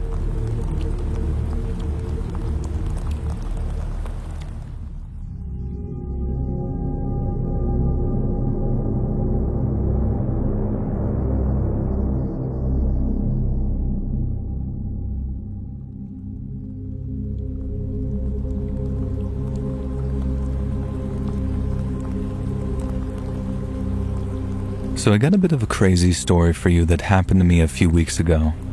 I'm in the UK and we have a bit of an epidemic on our hands. I don't mean COVID or anything like that. I'm talking about IRL streamers. Have you ever heard of a little tow rag called Secret Mizzy? He's a 20-year-old man-child called Bakari Bronze Ogario, who in 2023 used to film himself pranking members of the public by breaking into people's houses while live streaming. Hilarious, right? He allegedly did a bunch of stuff like breaking and entering, theft, property damage, etc. And I say allegedly because I don't remember which things he got charged for and which he didn't, and I don't care enough about that little scrote to go digging. Either way, he ended up serving 6 weeks in prison for it, and then came out and gave an interview about how he's turning his life around. And props to him, I guess, maybe he will, but that doesn't change the fact that he inspired a bunch of dumbass TikTok kids and overgrown kids to follow in his idiot footsteps. Now, I'm just going to insert this in here. I did go and look him up to find out his actual name, and it seems like he's got a kid. Christ, poor child. I hope Secret Mizzy turns his life around for the sake of that kid, if nothing else. Anyway, this isn't about him. This is about a guy in my year at college who I guess thought Secret Mizzy was the coolest Mother Hubbard in the whole of Stockton-on-Tees. I remember overhearing him at college with the girls and rolling my eyes hard as he was playing those dumb Secret Mizzy clips. This was this year too, 2025. Imagine still idolizing this guy a year after he'd served hard time for his stupid TikTok actions. I'm only 18, but people say I'm old and grumpy for my age, and maybe that shows, but holy heck, I cannot relate to some people of my generation. This guy, who I kid you not called himself the Jizzler, well, he was particularly unrelatable. Also, horror of horrors, he had a crush on me, so he'd often lurk around me at college, flanked by his idiot friends who just guffawed at his lame jokes and encouraged him to do stupid stunts like leaping down the stairs and filming it, pranking the teachers and other students, all that kind of obnoxious stuff. He would film it and also live stream it to TikTok, where he had something like 10 followers. Secret Mizzy, he was not. This lameo couldn't even troll well. The Jizzler wasn't really someone I thought about unless I had to, but that day in March when this happened, he didn't leave me any choice. I'd walked from college with my bestie Annalise, and we were hanging out at my place doing media studies homework. My dad and stepmom were out with my baby brother and wouldn't be back until late that night. It was just past 6 when the doorbell rang. I went to answer it, figuring it was an Amazon delivery driver or something. The Jizzler and one of his stupid mates stood on the doorstep. They absolutely reeked of spirits, and as I looked, Jizzler took a deep inhale from a balloon. Whippets and all that crap had been all the rage at our college this year, and Jizzler was particularly fond of killing a few brain cells before committing his latest stunt. I didn't even have time to react. He shoved his way into my house, leaving his mate on the doorstep. Alarmed, I quickly slammed the door, locking the mate out. That didn't deter Jizzler, though, who was staggering and stumbling his way down my hallway, holding his phone up on a selfie stick. He was narrating into the phone, but his words made no sense. Whatever he was on or had been drinking, it had scrambled his brain. Jizzler reeled and staggered down the hall. He knocked into the side table and sent an expensive vase crashing to the ground. I shrieked, trying to grab at him, and he shoved me hard against the wall, sending family photos crashing to the ground. In that moment, I was incensed. He couldn't do this. This was a crime. I shouted as much at him, and he just laughed and didn't seem to care at all. I followed him into the living room, grabbing at him, trying to stop this maniac. Annalise had come running from the kitchen to see what was going on, and she looked horrified. Annalise is a quiet, shy, gentle person, the polar opposite to me, someone who does not shy from picking a fight if I feel an injustice is occurring. Jizzler was picking up my parents' things, his phone held up all the while, and he found my grand's ornament cupboard, which we'd inherited from her when she went into the home. And oh no, all her little glass models and ornaments, swans, dogs, clowns, things like that. Jizzler turned so the camera was filming him and reached behind him, sweeping ornaments off the shelf. They crashed to the ground, shattering, and I began to scream, and so did Annalise. Jizzler just laughed, grabbing another ornament and flinging it at the wall. I lunged at him again, slapping and trying to claw at him, but I guess whatever drugs and alcohol he is on made him oblivious to any pain. Instead, he shoved me again, even harder, and I fell back and jarred my back against the fireplace. Instant pain as my tailbone connected with the grate, and I started sobbing. Meanwhile, the Jizzler was now pulling the settee cushions off and throwing them around. Our living room had a lot of fragile things on display, and he was damaging all of it. One hard throw of a cushion caused the TV to topple to the ground and actually spark. Next, he was using his phone on the selfie stick to smash the light fixtures above his head. I was freaking out. Annalise, meanwhile, had fully disappeared. I felt a moment's anger at her. How could she leave me with this lunatic? But then she reappeared, and she was holding a phone in one hand, which I could see had an active call, and a kitchen knife in the other. She yelled at the Jizzler to stop. He did pause, looking at her holding the knife, and then began to let out the most insane, hooting laugh. That's when I noticed that the phone he was holding didn't even seem to be switched on. This absolute maroon thought that he was live streaming his whole rampage, but he was too drunk and high to notice his battery had obviously died. Annalise told him that the cops were on their way and that he'd better stop. Instead of stopping, Mr. Jizzy grabbed an ornament from above the fireplace. I scrambled to get out of his way and looked up at what he had. Oh no, Granddad's ashes. The Jizzler had grabbed the urn with Granddad's ashes in it and was holding it recklessly in the air. I jumped to my feet and shouted the only thing I could think of. "That's my bloody Granddad!" I expected him to hurl the urn at me or something, but instead it was like this sort of snapped him out of it. It felt like I'd slapped him or thrown cold water in his face. He stared at me, and suddenly a look of stupidity and shame crossed his face. I saw him looking around the living room. A sick expression formed, and he very gently, almost comically, put Granddad's urn back on the mantelpiece and then collapsed onto the living room settee until the cops arrived. Long story short, this happened a couple of months ago and the case is still ongoing. We don't think it'll go to court. The Jizzler's family are paying for the damage and trying to persuade us to drop the charges, which I guess we might. Turns out he'd gotten super drunk on his day off from college and then dropped a few pills that he'd gotten from a mate. Then he did the nitrous, and I guess it made him go temporarily insane. I do feel a tiny bit bad for this stupid kid. He's not going to be able to complete his A-levels, and he's kind of tanked his life a bit. But I can never forgive him for terrorizing me and almost smashing my beloved Granddad's ashes.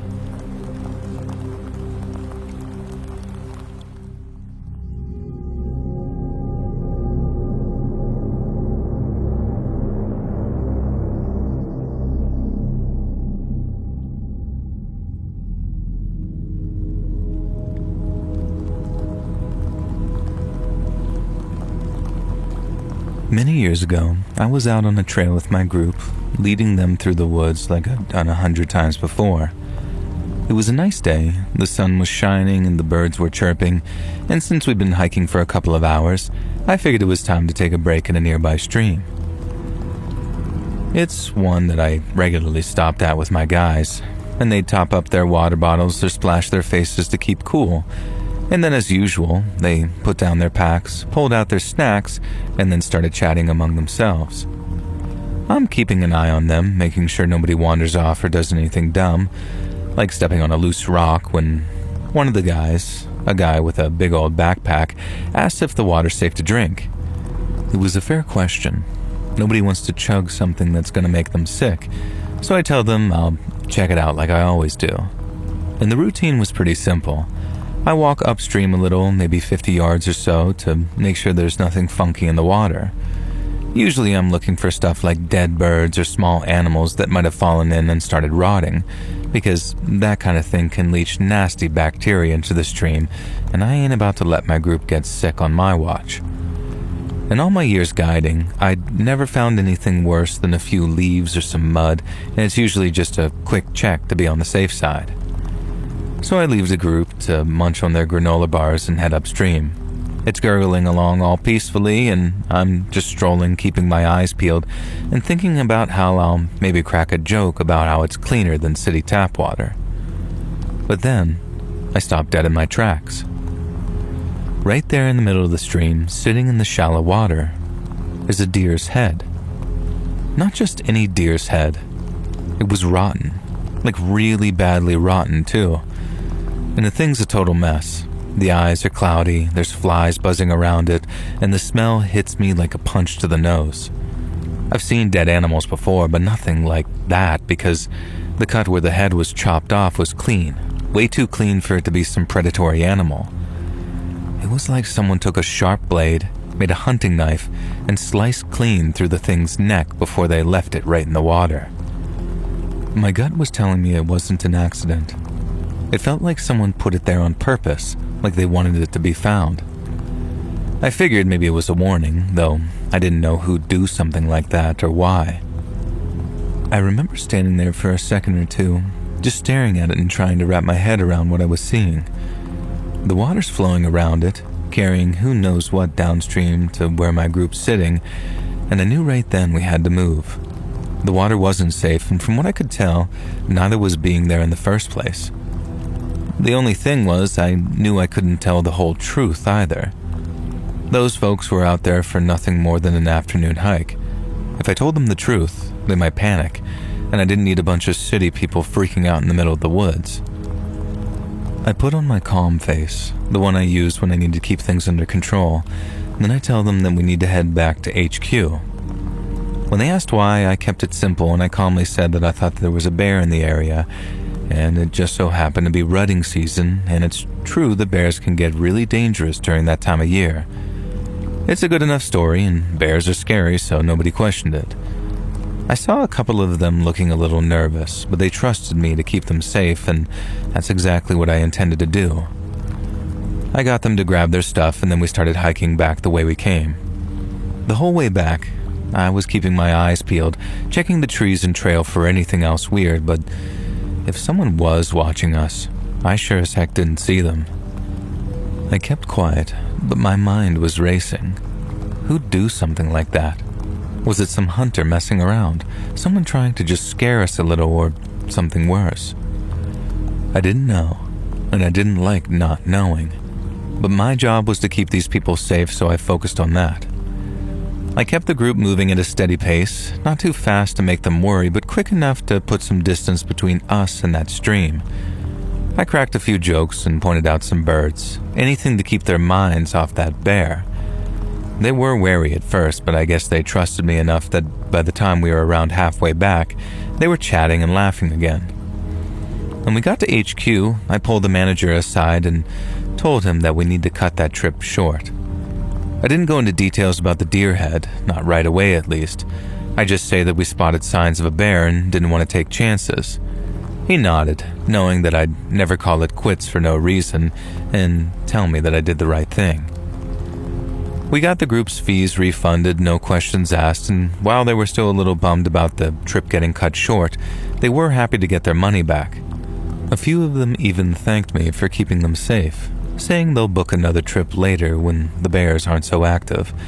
And I just smiled and nodded, telling them to come back anytime, but once they're gone, I sat down with a cup of coffee and told my boss what had really happened. We agreed it was probably nothing, just some idiot trying to spook us, but as I told him, it certainly didn't feel like nothing at the time.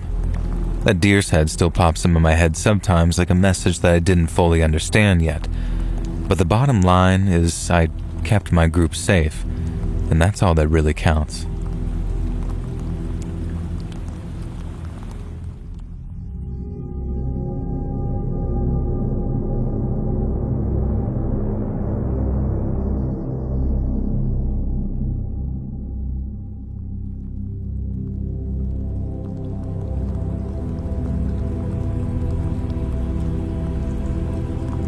I don't have any home invasion stories per se because I'm homeless.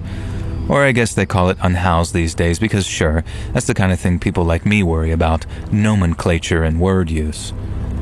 Now anyways, I'm being a bit flippant, I do get it. It's why I realized that I do have a home invasion story even though, you see, I live in my car. And to me, that car is home. I've lived this kind of nomadic lifestyle for quite a few years, thanks to a combination of being down on my luck and also wanting to kind of stay off grid. I'm doing okay these days, so you and your listeners don't need to worry about me, and I love having Let's Read by my side in the cold or, right now, extremely hot nights while I camp out in my car. And when this happened, I had a different car with a nice back seat. This occurred in the winter of 2018, and it was a bitter one. I was parked in a lot in the middle of nowhere, bundled up in my sleeping bags in the back of the '87 Ford Fiesta I called home. I was dead to the world, completely asleep. I woke up to the sound and sensation of my world being shifted, though. Quite literally, in fact. My car was moving. What the hell, I thought? The sleep cleared from my head, and from under the sleeping bag, I heard two young-sounding voices. They were talking about taking the car for a joyride and having some quote-unquote fun in the fields. Apparently, they'd scored big by finding this abandoned car all by itself in the lot. Well, damn. I guess I'd been carjacked. Except I was still in the car, and they didn't know. So bear in mind, we were driving along at a decent speed by then, and I also had absolutely no idea who these kids were or what they might do. I decided that the only course of action I had was to hunker down, hide under the sleeping bags, and hope they got bored. I knew the area. I knew the kids around here were mostly good kids, just bored farm guys and dumb university students. I figured these guys were the former. They had local accents, and from their silly conversations, they honestly didn't sound like bad kids. On the other hand, they had stolen my car and seemingly hot-wired it and were taking it for a joyride, so they can't have been that nice. I knew they must have hot-wired the car because I had the keys in my pocket, and I was always particular about ensuring the car was locked and the keys were on me before going to sleep. Hell, I normally didn't sleep in the back seat in case I needed to make a quick getaway, but it was so cold that I'd taken to doing it at the time. The car was bumping and flying over potholes. We were clearly in backwoods countryside now, moving away from the coast into more touristy parts of Weston. I distinctly felt it when the car turned off the country lane and into a field. We were bumping and bouncing so hard that I felt my teeth chattering together. Recounting the story now, I probably sound pretty calm, but I was completely bloody terrified at the time. The more I wake up and my mind cleared, the more I realized what deep doo-doo I was in.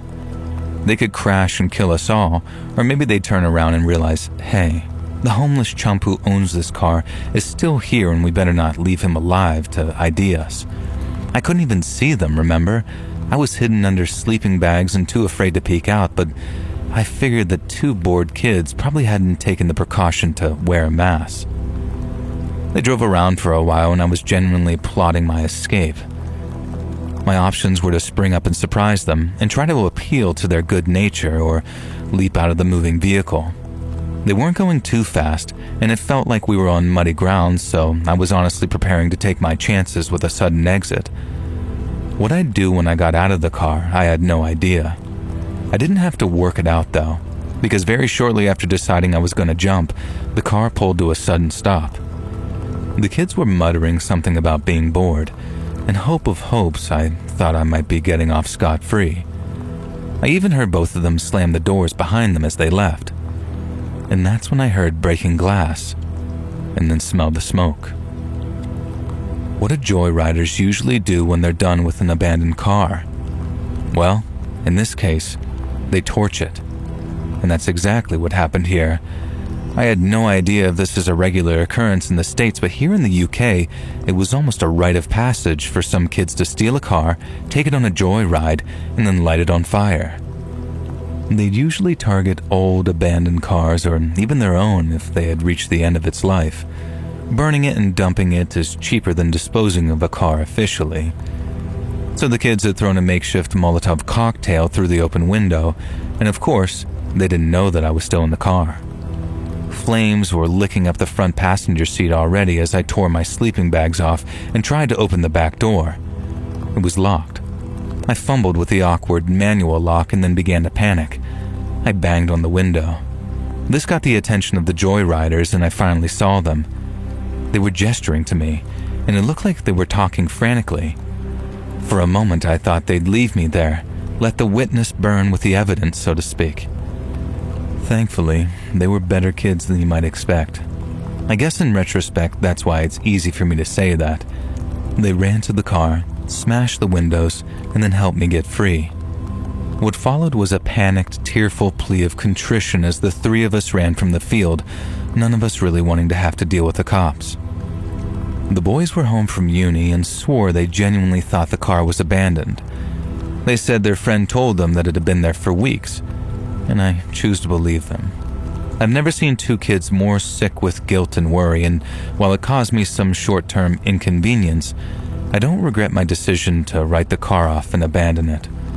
The boys' families were incredible, kind and understanding, and they made sure things were and are right with me, and in them I found friends for life. It was a very happy ending to a story of extreme irresponsibility, but at the time it was absolutely terrifying. They know I'm sending this story to you, and I think them and their family will get a kick out of it if you do actually run it. I've changed some details majorly, and it didn't really happen near Weston. We picked that location for a reason. We stay in touch to this day, and they've helped me more than I can ever express. But it's incredibly bizarre to think that I met these people by them stealing my home with me in it and driving me almost to my doom.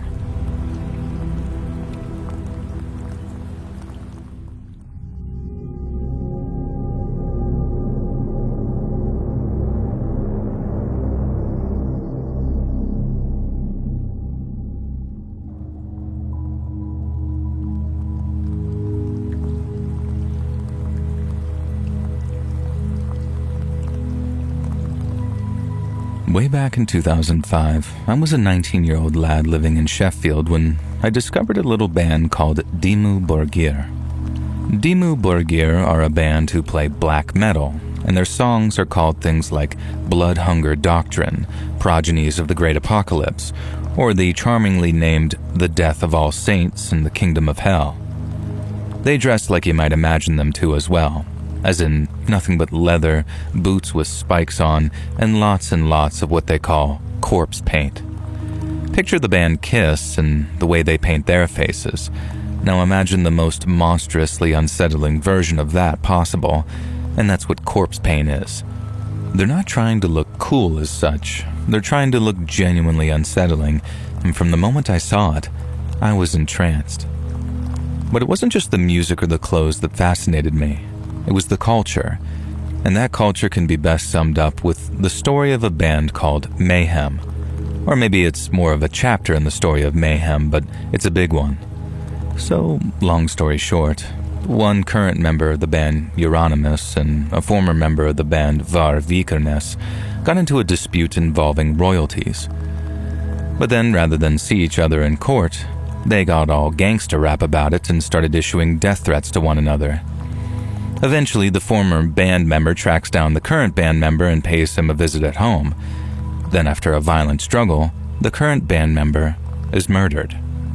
The police then raid the murderer's house only to find a ton of ammunition and explosives, and while he denied planning some sort of attack in court, the police put forward a pretty convincing argument that he was planning one, and he was sent to prison. Now, I know how childish this is going to sound, but I'm almost of the opinion that if you don't regret at least some of the stuff that you did and thought as a teen, you neither lived nor grown. But back when I first read all that stuff about Dead and Euronymous and Var Vikernes, I thought it was cool. These guys didn't just talk the talk, they walked the walk.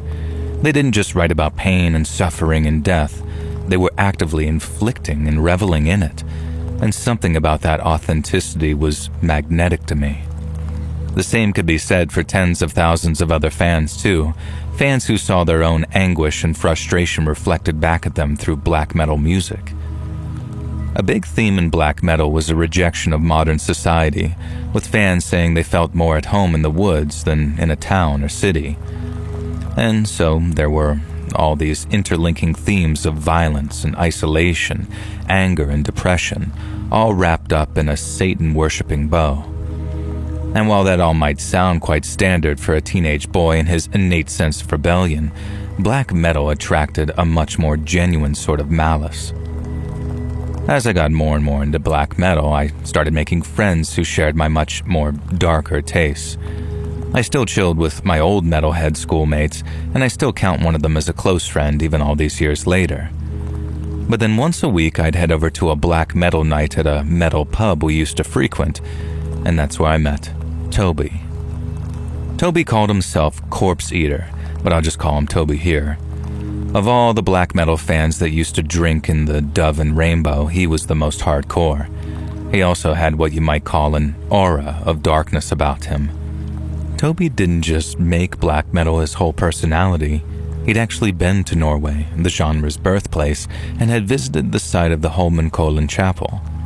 It had been rebuilt by the time he visited, and it had been burned down in the early 90s by the same guy who murdered his former bandmate, Varg Vikernes, and to Toby, seeing it was akin to a religious experience. He considered it a kind of pilgrimage because he wanted to do exactly the same thing in the UK. It was also a pilgrimage that was recognized and respected by black metal fans everywhere because Toby had basically spent all his money on a ferry ticket from Newcastle to Norway via Amsterdam, then begged, borrowed, or stole in order to eat and travel. He told people he slept outdoors in Norway in the middle of winter and that he'd nearly died as a result. I didn't quite believe all that at first, but Toby had the photographs on his phone to prove it. There were several grainy selfies of him taking shelter in a shop doorway in Oslo, and he had actual snow clinging to his big black beard. I had to admit, I was impressed. Not quite in awe like some of the other black metal fans who drank in that bar, but impressed nevertheless. Then over weeks and months that followed our initial meeting, me and Toby got to be good friends. Toby was good fun, but he was wild, and I mean really wild. He didn't work, but he didn't claim benefits either. Yet somehow he always had a bit of money to spend on vodka or secondhand leathers, and if you ever asked him where he got it, he'd always reply with a variation of "mind your own business." And that's why I didn't ask any questions when he told me he got 2 tickets for a music festival called Bloodstock, which was taking place down near Derby for a few days in August. And while Bloodstock isn't strictly a black metal festival, it's about as close to one as we were going to find. He made me give him the money for the ticket, and it was also my job to get a hold of a tent and a lift down to Derby. But I was well up for it, and I was chuffed that he'd actually bought me a ticket. Toby could have picked anyone to take to Bloodstock, but he picked me, and while that was probably because he knew that I had access to both a car and a tent, it still felt special, I guess. We drove down on Friday the 14th, and we parked my car and started making our way towards the gates, and I thought we were in for the time of our lives. It was my first ever music festival, and I was buzzing to be there. Toby, on the other hand, being a few years older, had been to loads, so he took the lead. We found ourselves a spot to camp at the very edge of an open field, so we had trees on one side of us and a sea of tents on the other. We then set up the tent, found ourselves a burger van and had some food, and then wandered around the festival site catching bands as we went. We were drinking all day, and then the last thing I remember before almost blacking out completely was catching Arch Enemy on the main stage. And the next thing I remember is waking up in my tent the next morning on my own. Toby had decided to sleep among the trees, on the ground, with his shirt off, and he was still passed out when I went looking for him and eventually found him. We were both pretty hungover, so obviously not feeling our best, but there was something about the way he was acting that put a bit of tension in the air. You see, Toby was always a very dark and moody sort of person, and while you met a lot of people like that in the black metal community, being either angry or depressed or hateful was kind of their whole personality. He had his moments of kindness and compassion, but only here and there, and you only ever saw him like that if you were very close with him. But then, even after all of his brooding and moodiness, there was something extra dark about Toby that morning. Toby didn't really like the sound of his own voice, and by that, I mean he was a real talker. I didn't mind, to be honest. He was always coming out with juicy pieces of black metal lore and stuff, so it was interesting for the most part. But then that morning, there was hardly a word out of him. I kept asking if he was all right, if anything had happened the previous night that I wasn't remembering. But he said he was fine, and that he was just regretting the amount that he had to drink the previous night. Apparently he'd wandered around until sunrise after I'd crashed in our tent and had enjoyed some very interesting conversations with someone he'd met on his travels. I asked if it was anything I'd find interesting, but when he just shook his head, I decided to leave it. Toby seemed to perk up a little bit after we got some breakfast and had ourselves a little bit of a baby wipe shower. And then after covering ourselves in corpse paint, we started to get very excited as we made our way to the stage where Cradle of Filth was playing. It was the most animated I'd seen him for quite some time, and at first, he was in a good mood, and people around us were enjoying his antics, some of which included Growl screaming the words Av Satanus and pouring packets of fake blood all over himself when he was already covered in corpse paint. But then once Cradle of Filth took the stage and started their set, Toby went absolutely haywire. At first, all he did was headbang and scream along with the songs. But then about halfway through the set, he started getting physical with me. He'd grab me by the shoulders, scream in my face, and sometimes he'd bang our foreheads together so hard it actually hurt. But as weird as it sounds, I didn't really mind. We'd actually do stuff like that quite often back in my flat after the pub, so I just screamed back at him and joined him in the headbanging. But then he started doing it to other people, and some of them didn't seem to appreciate it at all.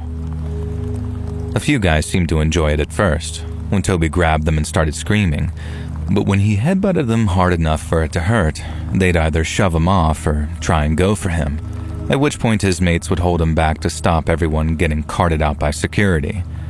I tried to calm him down a bit to get him to stop hassling people near us, but not only would he not listen, he got worse and worse and worse. Eventually, I kind of snapped at him, and after dragging him away to the side of the marquee away from the people, I told him to chill out or I was leaving. And his response was to throw a punch at me, a really bloody hard one too, and if he hadn't been so drunk, it might have connected. And well, that was it. I went mental. And after we started scuffling, it took maybe a minute or two before the pair of us were getting dragged out of the tent by members of security. And the next thing I know, I'm outside, and I'm trying to explain to the security guy that me and Toby are just friends that have gotten into a bit of a bust-up, but all he's interested in is separating us. I suppose that was their job, wasn't it? To keep people separated if they're fighting. But by the time he'd finished giving me a warning and told me to cool down before coming back into the tent, Toby was nowhere to be seen. I had a little look around, calling out his name, and while you might think that it would be easy to spot a 6-foot man in corpse paint who's also covered in fake blood, I had no luck. Toby had apparently vanished. I spent the next few hours looking for him, then giving his phone a call every so often to see if he'd pick up, but he didn't. As I walked, it slowly began to dawn on me that I was probably going to have to spend the day alone, and in the end, that's what I did. I had a mooch about, went to see the bands I wanted to see, and although I kept an eye out for Toby at all the places I thought he might be, I didn't catch sight of him. To say it was disappointing would be an understatement, a massive one, and then after catching the last few bands on the main stage, I made my way back to our tent in the hopes that I'd bump into Toby on the way back. When I got there, the tent was empty, but it was also unzipped, so I knew Toby must have been back at some point. Then right as I'm about to give him a call, I hear someone calling my name from the trees near our tent. It was Toby. I was just relieved to know that he'd made it back okay, and the first thing I did was apologize for that scuffle, so we'd start off the interaction on good terms. I'd never gotten anything like that with him before, physical violence I mean, so I didn't really know how he was going to take it. But from the sound of his voice, he didn't seem to mind at all. He said something like, "Don't worry about it, all forgotten," and I could tell that he was drunk from the way that he was slurring his words. But then he said, "Listen, I found something, and you need to see it." I asked him what, and in a voice that sounded unusually giddy, Toby said it was a surprise. And when I say unusually giddy, I mean I'd never heard Toby sound like that before, ever. So my first thought was, okay, he's probably on mushrooms or MDMA or something because this is not like him at all. I asked him what kind of surprise as I walked towards him, and even though it was almost pitch black, I could see his bright white torso and face still covered in the corpse paint. Looking back on it, he looked terrifying, but I was too drunk, tired, and relieved to do anything but walk towards him. As I got closer, he turned away from me. Then as I started following him into the trees, I asked a second time what his surprise was. He replied, and I'll never forget the way he said this, "Something I've wanted to show you for ages now." Then he sort of started mumbling to himself, stuff I mostly couldn't hear but could make out the odd word. I know he said stuff like effing posers at one point, but Toby was always complaining about what he called black metal posers, so I didn't think much of it. I just carried on following him, thinking he might have stolen someone's stash or something, and he'd hidden it among the trees. Then when he knelt down in the dark by a tree and picked something up off the ground, I thought my little theory had been proven right. But then Toby stood up and turned around, and I saw what was in his hand, and it didn't much look like a stash of anything. It looked like some kind of cloth or leather wrap, and it seemed to be too flat though, not like a bag or a pouch or anything. So as Toby's unwrapping whatever's inside, I'm watching in my booze-induced haze with my brain only working half as fast as it should.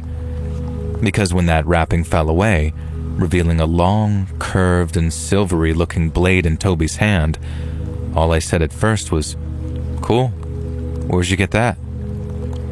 But Toby didn't say anything.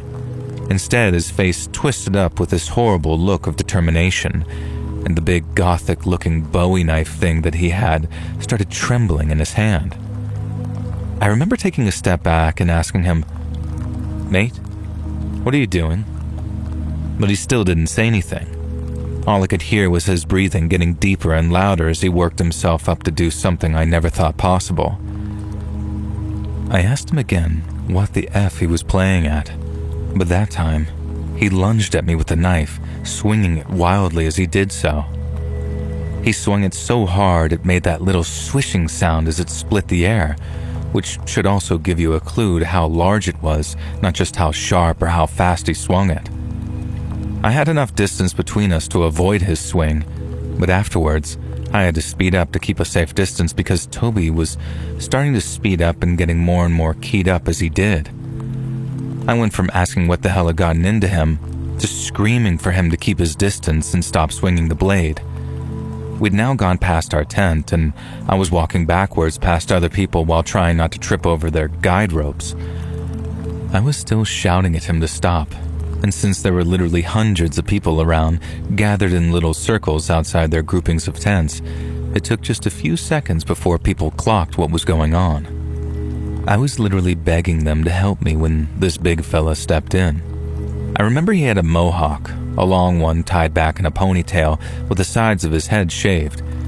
He stepped towards Toby saying something like, "That's a big knife you got there, mate.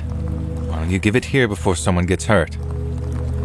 He then took one fast final step towards Toby and tried to grab him by the knife arm, but Toby turned and slashed at him. This big fella immediately backed away, holding his arm and looking shocked while shouting, "You're gonna cut me!" Something like that. Toby turned back to me, and when I took a step backwards, I felt my leg got caught on something before I fell backwards onto my arse. I thought, I'm dead. And I'll never forget how incredibly scared I was looking up at him. But after taking a couple of more steps towards me, Toby was suddenly mobbed by a crowd of people. It was the most stupidly brave thing I'd ever seen in my life. One of the mob was a girl, maybe only 5 foot something, and I think that she might have been the girlfriend of the big fella who got cut. She was right there in the front line of the little circle that closed around Toby, screaming stuff like, "Come on then."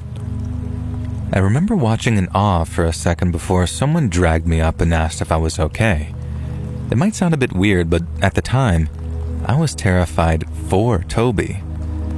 It was like the fear of him suddenly became fear for him, and I can't overstate how much it twisted up in my head to think that people protecting me were also threatening my best mate's life, just as he was threatening theirs. There was also this feeling of absolute helplessness to cap off what's probably the worst experience of my whole life, because there wasn't a single thing that I could do except just stand there and watch it all unfold. The group of strangers kept the circle around him, but all the people Toby was facing backed off a bit to stay out of slashing range. The people behind him started rushing in and trying to kick him or shove him. They were hit-and-run attacks, so Toby would spin around slashing, but they'd immediately back off. Then the people he was facing only a second before started doing the same thing, rushing in with flying kicks before backing off again. It didn't go on for long before a kick knocked him off balance and then a shove sent him to the ground.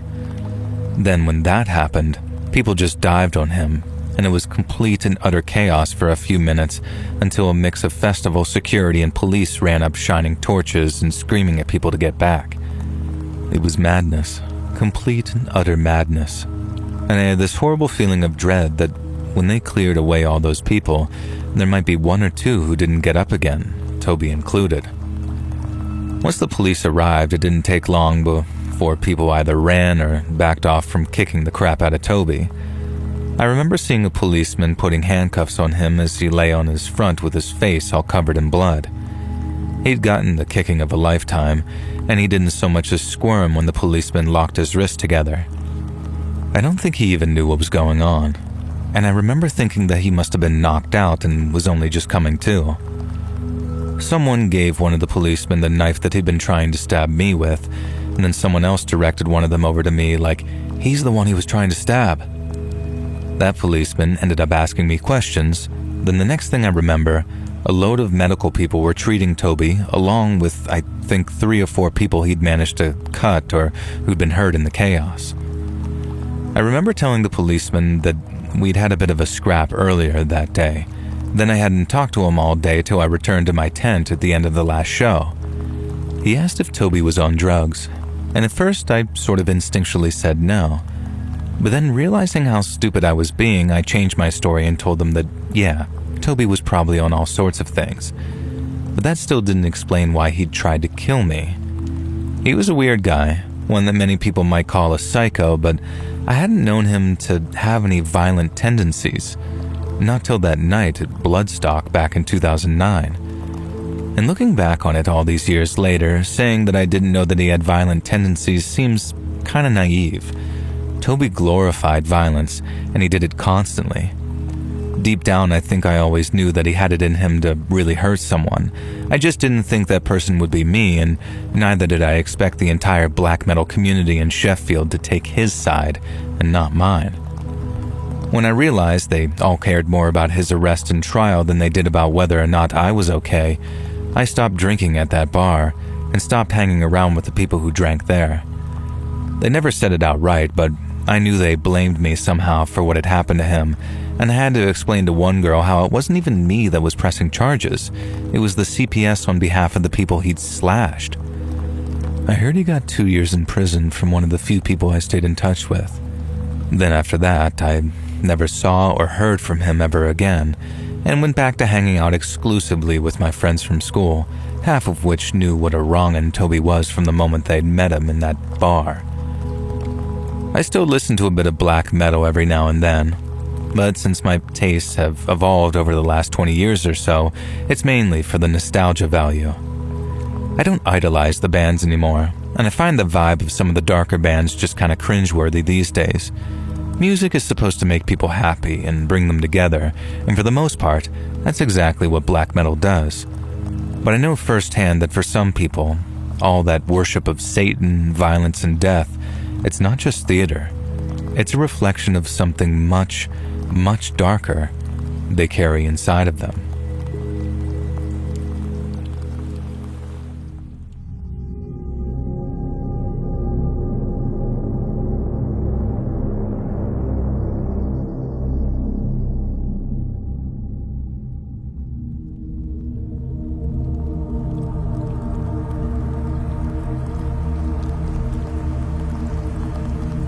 Have you ever heard about that guy who threw away a laptop which had the key to a Bitcoin wallet on it? Some British dude called James Howells threw an old laptop into the trash, then didn't realize the key was on its hard drive till it was all the way down at the city dump. When he accidentally tossed it out, the Bitcoin was worth around $8 million, and by 2017, it was worth $100 million. And now in 2025, it's worth almost $250 million. And that's right, billion with a B. And that guy's offered a huge reward, paid for his own private forensics team. He's even tried suing the city council members that he thinks stole it. But it doesn't look like he's ever going to find that laptop, which basically means the dude's got to live with the fact that he tossed almost $1 billion into the trash. It's a cruel world, right? And it doesn't get much crueler than that. But when I first read about it, all I remember thinking was, holy crap, dude, I could get rich from that crypto stuff. And this was back around spring of 2021 when I first started looking into cryptocurrencies and reading about the markets. I met some really cool people, and then in May of 2021, one of my crypto buddies hit me up with a tip that he thought I might find helpful. A few months prior, before we started talking, He'd spotted a cryptocurrency named Luna that had jumped from 50 cents per token to $6 per token. Such a large spike was obviously of interest to him, so he started reading up on Luna to see what the deal was. And what he read amazed him. It turned out that Luna was just a reserve asset for something called Terra USD, an algorithmic stablecoin designed to retain a 1-to-1 peg with the US dollar. I guess a lot of people will appreciate me translating that into English, so here you go. Terra USD was backed by a ton of investors who all poured millions of dollars into the company who created it. And that's kind of why it was called a stablecoin. With all that money behind it, it couldn't fail, so it remained stable in price. Luna, on the other hand, was an asset that could fluctuate in price per token, but since it was tied to Terra USD, it could never fluctuate too severely and was almost guaranteed to rise in value over time. My buddy told me that he'd waited for a slight dip to buy in, and he did so at $5 per token. But just over a month later, that same $5 token was worth over 4 times as much at $20.71. The currency had then remained somewhat stable for a while before suffering a minor crash, dropping down to around $5 again in May. And that is when my buddy texted me saying it was the perfect time to buy in. He told me he was 99% sure that despite the brief wobble, Luna was about to bounce back in a big way.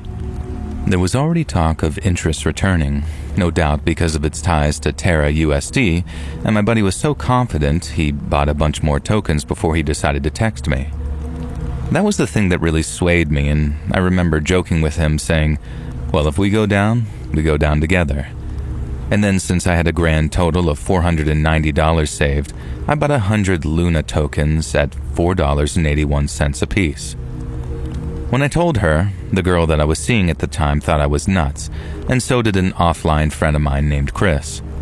And when I say offline friend, I mean Chris was both a friend in real life that I knew from high school and someone who didn't pay much attention to stuff online. He had an Instagram account and had played a little Madden with random douchebags from time to time. But apart from that, he was just a regular dude more comfortable with the insides of a car than a computer. He thought I was out of my mind for spending almost $500 on invisible coins, but he wasn't saying that come August time when Luna's value rose from 10 to 20, then $30 per token. And I remember showing him my wallet and he said, "So, can you just cash out whenever you want?" And I explained that no, I had to find a buyer first, but that was easy when a token's value was on the up and up. Then, since the app I was using did that for me, there was a chance that I could make $2,900 profit within less than an hour. And that's when he went from thinking it was all just a scam to realizing there really was something that this whole crypto thing had going on.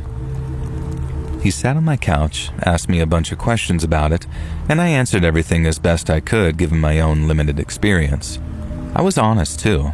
The same kind of honest people had been with me and told him it was all effectively just gambling.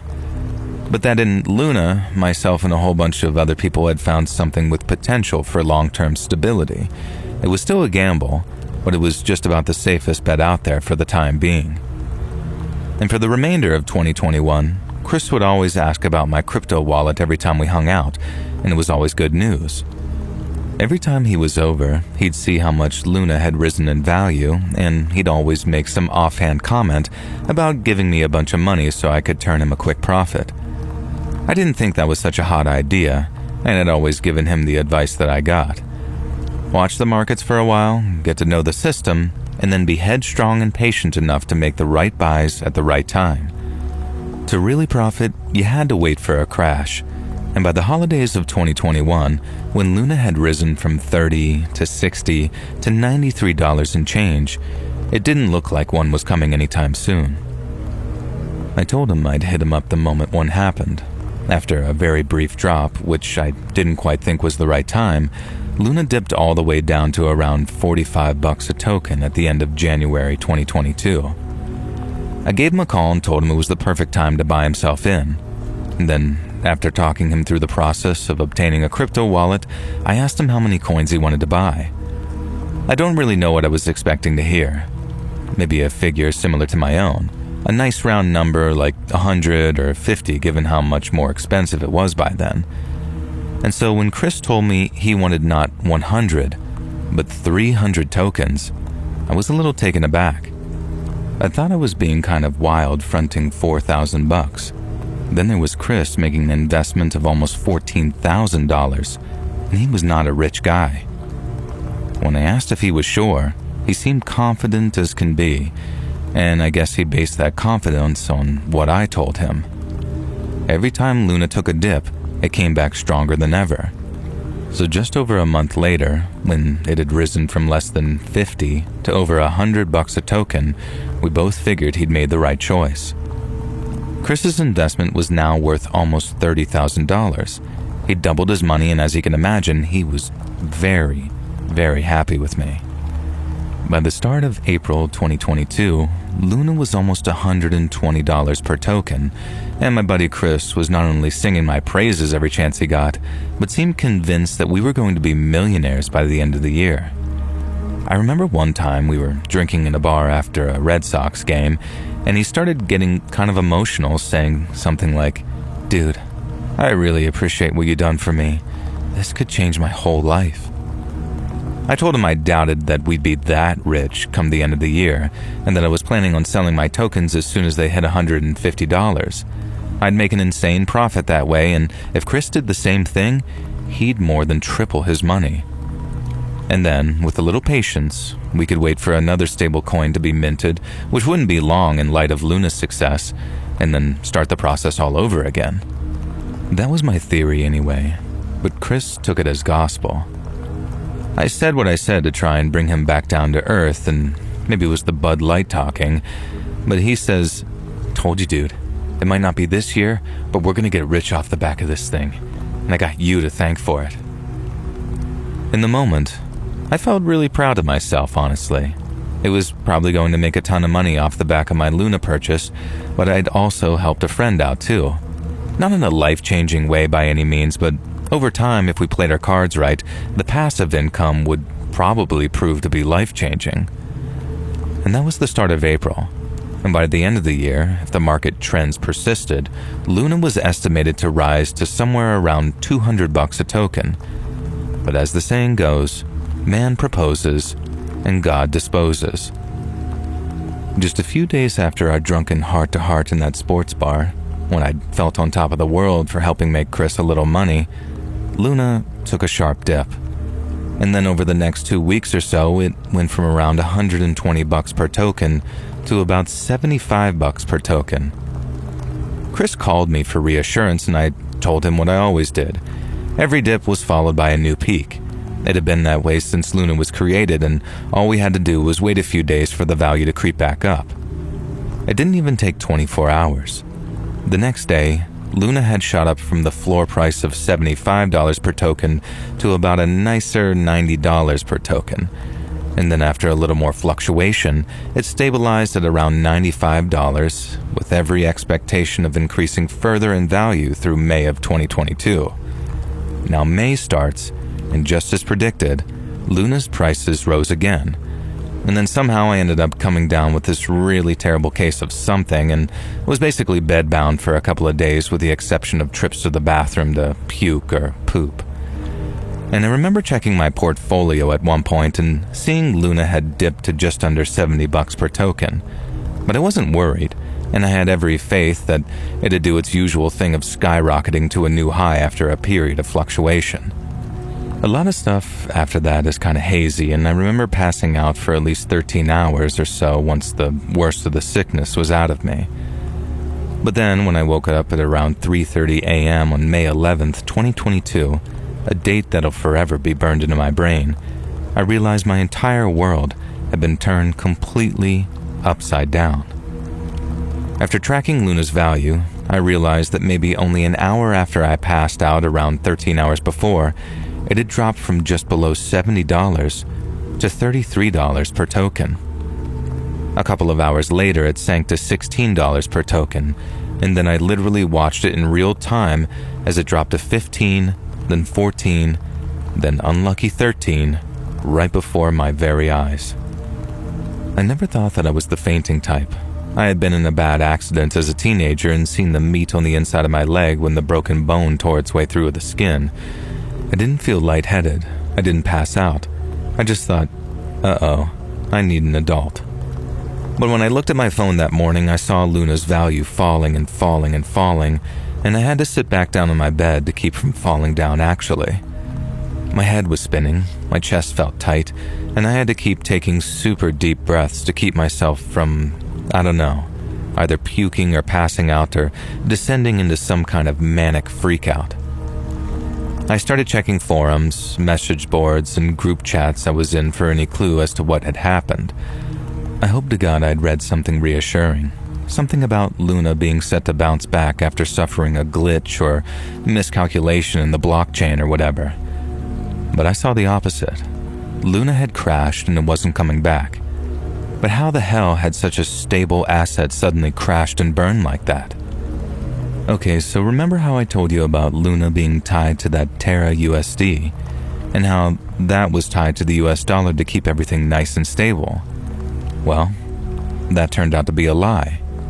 The dudes who created it told everyone it was supposed to maintain a 1-to-1 peg with the US dollar, but that was nothing but a ruse to lure investors into what was ultimately a kind of unconventional Ponzi scheme. In other words, it was a scam, a very well disguised one that fooled a lot of people, and I fell for it too. But then in doing so, I hadn't just lost $400 of my own money. Chris had lost tens of thousands of dollars, and he was pissed. When I woke up from my super sleep, one of the things that had me suspecting something was wrong was the fact that I had like 50 missed calls from Chris, along with almost 24 text messages too. I guess he got an alert that Luna was crashing, and then went into full-blown panic mode while I was passed out. His text progressed from stuff like, "Bro, are you seeing this?" and "Dude, this cannot be happening right now," to stuff like, "Pick up the effing phone, bro," and "Are you ducking me right now? Pick up the phone." I remember tapping the little call symbol, very frantic, and then getting nothing but rings until I hit voicemail.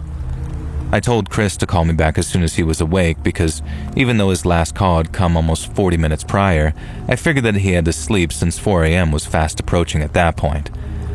But part of me doubted that he was asleep, mainly because there was no way that I'd be sleeping if I was in his position.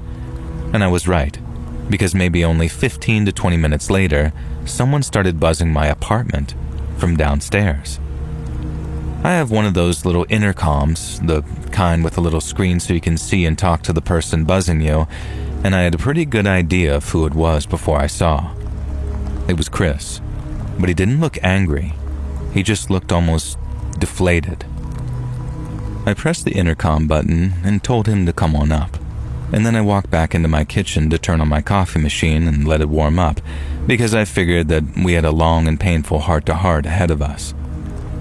I grabbed 2 cups from the cabinet, and then heard Chris's footsteps in the hallway outside.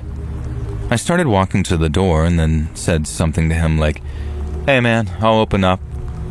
And he responded by slamming what sounded like a fist into the door before growling, "Open the F up." He sounded completely sauced, like drunk as a goddamn skunk, so instead of just opening the door, I took a look through the peephole and then saw Chris literally swaying back and forth on the other side of the door. It wasn't like a dramatic swaying, it was very subtle, but that's how drunk he'd gotten himself, so drunk he could barely stand. I remember how my hands reached for the latch and door handle before suddenly, I paused. I had this flash of an ultra-drunk Chris smashing up my apartment like a bowl in a china shop after some boozed-up argument descended into violence. I thought maybe I was just overthinking it, but no sooner had that thought popped into my head, Chris slammed his fist into the door again with a loud yell saying, "Open the effing door, we need to talk." And that feeling came back fast, the one that made me think letting him inside wasn't such a good idea. And so I suggested he go back home and just sleep it off so we can talk about it over the phone come the morning. I even suggested I'd order him an Uber on my dime by way of an apology for not picking up his calls. And then I was halfway into explaining how sick I'd been when something slammed into the door so hard it made me jump back. I figured he was trying to kick my door in because I heard bam, then bam, and then bam, one each harder than the last. I started yelling at Chris to stop, and he gave the door a few more kicks before he stopped. But then he launched into some sloppy drunk rant about how he was going to kill me when he'd finished kicking my door down. I tried explaining what happened with Luna, as in why it had crashed and all of that, but it was no good. He was yelling too loud to hear me, and even if he wasn't, I don't think he was lucid enough to even understand. He kept saying, "Open the door, James, open the door," in a way that honestly sounded like he was losing his mind, and that alone scared the crap out of me. But I also was faced with the very real possibility of having to violently defend myself against one of my best friends, and that's a feeling that I wouldn't wish on my worst enemy. The kind that makes tears well up in my eyes just thinking about it now, even all these years later. And in the moment, I knew I should call the cops, but I couldn't. I couldn't do that to him. Part of me figured that I could just talk him down, but the other part knew I couldn't. I remember thinking that maybe just seeing me holding a knife might shock some sense into him, but I couldn't bring myself to go get one either. I just kept saying, "Please, man, don't do this. This isn't you." But Chris didn't stop. Not until I heard someone else out in the corridor yelling at him to stop. I recognized that voice of my neighbor from down the hallway, but I also recognized the fear and surprise in Chris's voice when I heard him angrily say back, okay, I'll stop." I knew my neighbor must have been pointing a gun at him or something, because when I looked through the peephole, Chris literally had his hands in the air as he backed away from the door. And then I heard my neighbor yell at him to get out of there before he gets himself shot. Chris kind of came to his senses, I suppose, in that moment. And I thank God that he didn't bring his own gun, and I know he owns one, so we all quite literally dodged a bullet with that one. And then maybe 10 or 20 seconds after my neighbor came to the rescue, Chris staggered out of my apartment building and presumably went to his car. I thanked my neighbor a whole bunch, and he'd already called the cops, so one arrived not long after to ask what had happened. And while I told him everything, start to finish, I also said that I didn't want to press charges against Chris because he wasn't in his right mind. I remember telling the cop about all the crypto he lost, and when I told him the amount, he said, "How much did you guys lose?" He couldn't believe it. He didn't even know what crypto was, really. Before he left, he advised me to keep my distance from Chris for a couple of days. A phone call might be an idea, as he might be happy to hear that I wasn't pressing charges. But I wasn't to do something stupid like show up on his doorstep, otherwise it might be me getting a gun pointed in my face. Now, I tried calling, but he didn't answer. I tried texting, but he didn't reply. I tried contacting Chris on Instagram, and he blocked me. And then I tried asking his girlfriend and mutual friends to pass on messages, but none came back. I figured he'd stay mad for a few days, maybe a week or two tops, because sooner or later, he had to figure out that it wasn't my fault. But as much as it breaks my heart to say it, that didn't happen. And the way Chris saw it, I was either dumb enough to have lost him his money, or I was in on the scam, and I'd stolen it somehow, and either way, he was done with me. I didn't know it at the time, but that night when he screamed at me from behind a locked door, that was the last time we'd ever talk. And there marked the end of my crypto journey. I didn't throw away a laptop with almost $1 billion, but I threw away a friendship, and those are worth more than money could ever buy.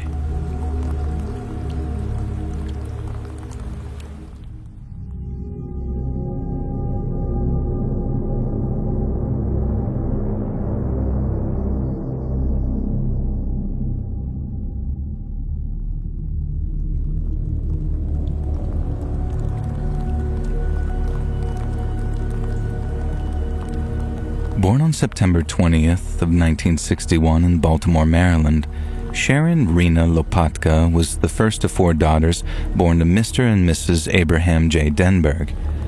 As a young lady, she was a cantor at the Beth Tefillah Synagogue in nearby Pikesville and was a part of her high school sports teams and choir club. Peers described her as being as normal as you can get, and then sometime following her graduation in 1979, she began dating a construction worker named Victor Lopatka. Sharon's Orthodox parents didn't entirely approve of the relationship, but that didn't deter her in the slightest.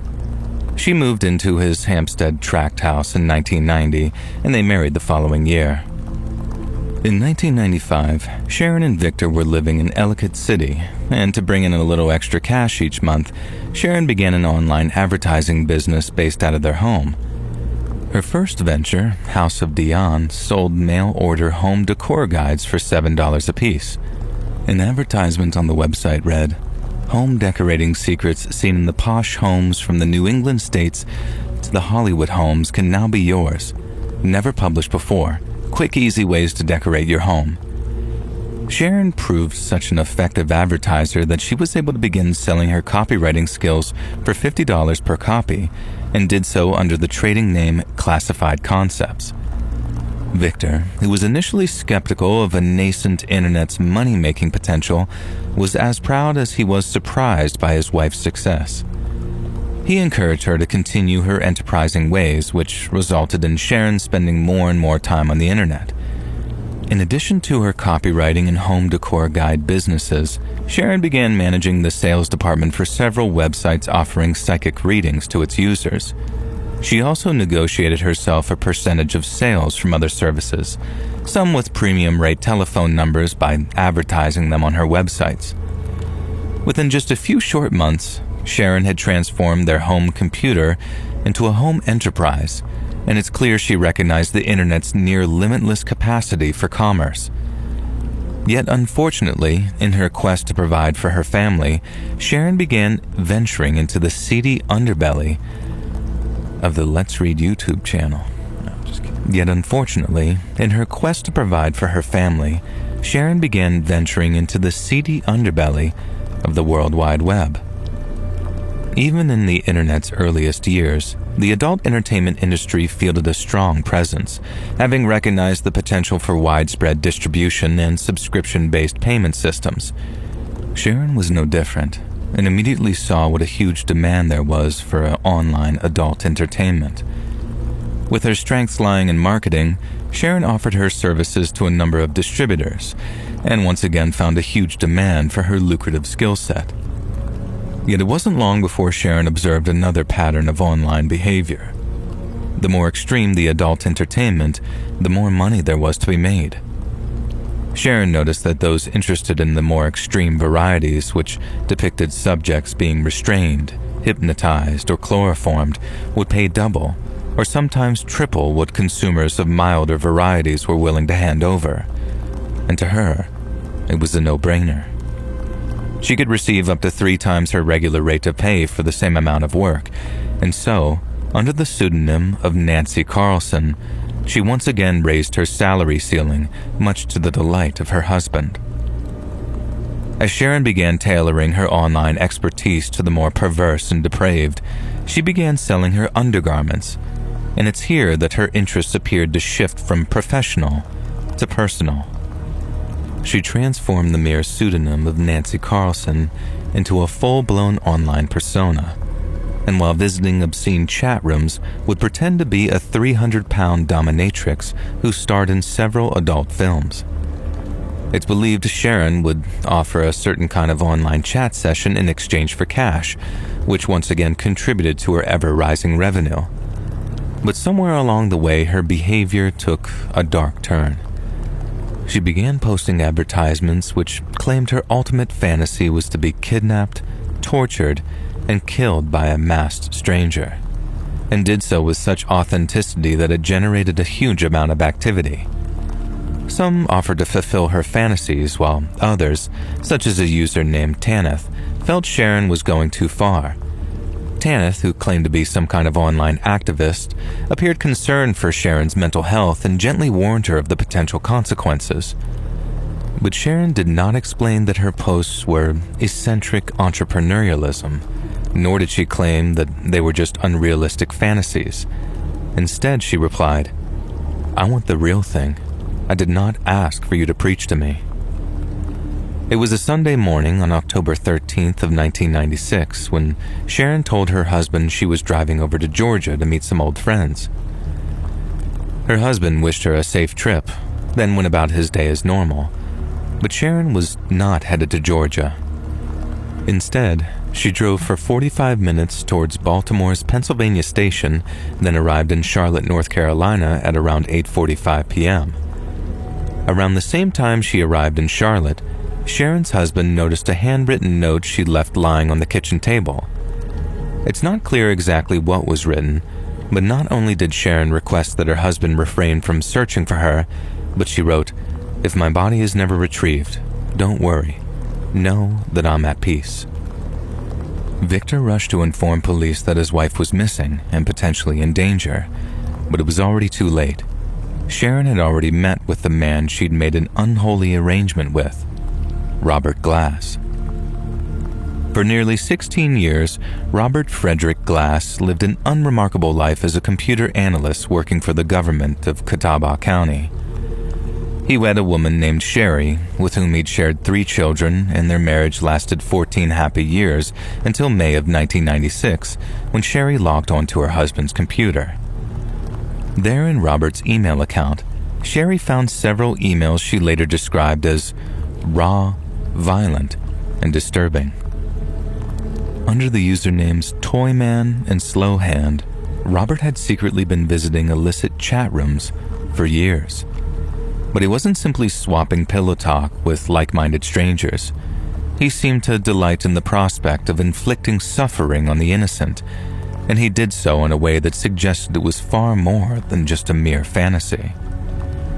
Sherry promptly filed for divorce, and given the nature of his indiscretion, Robert Glass lost access to his children.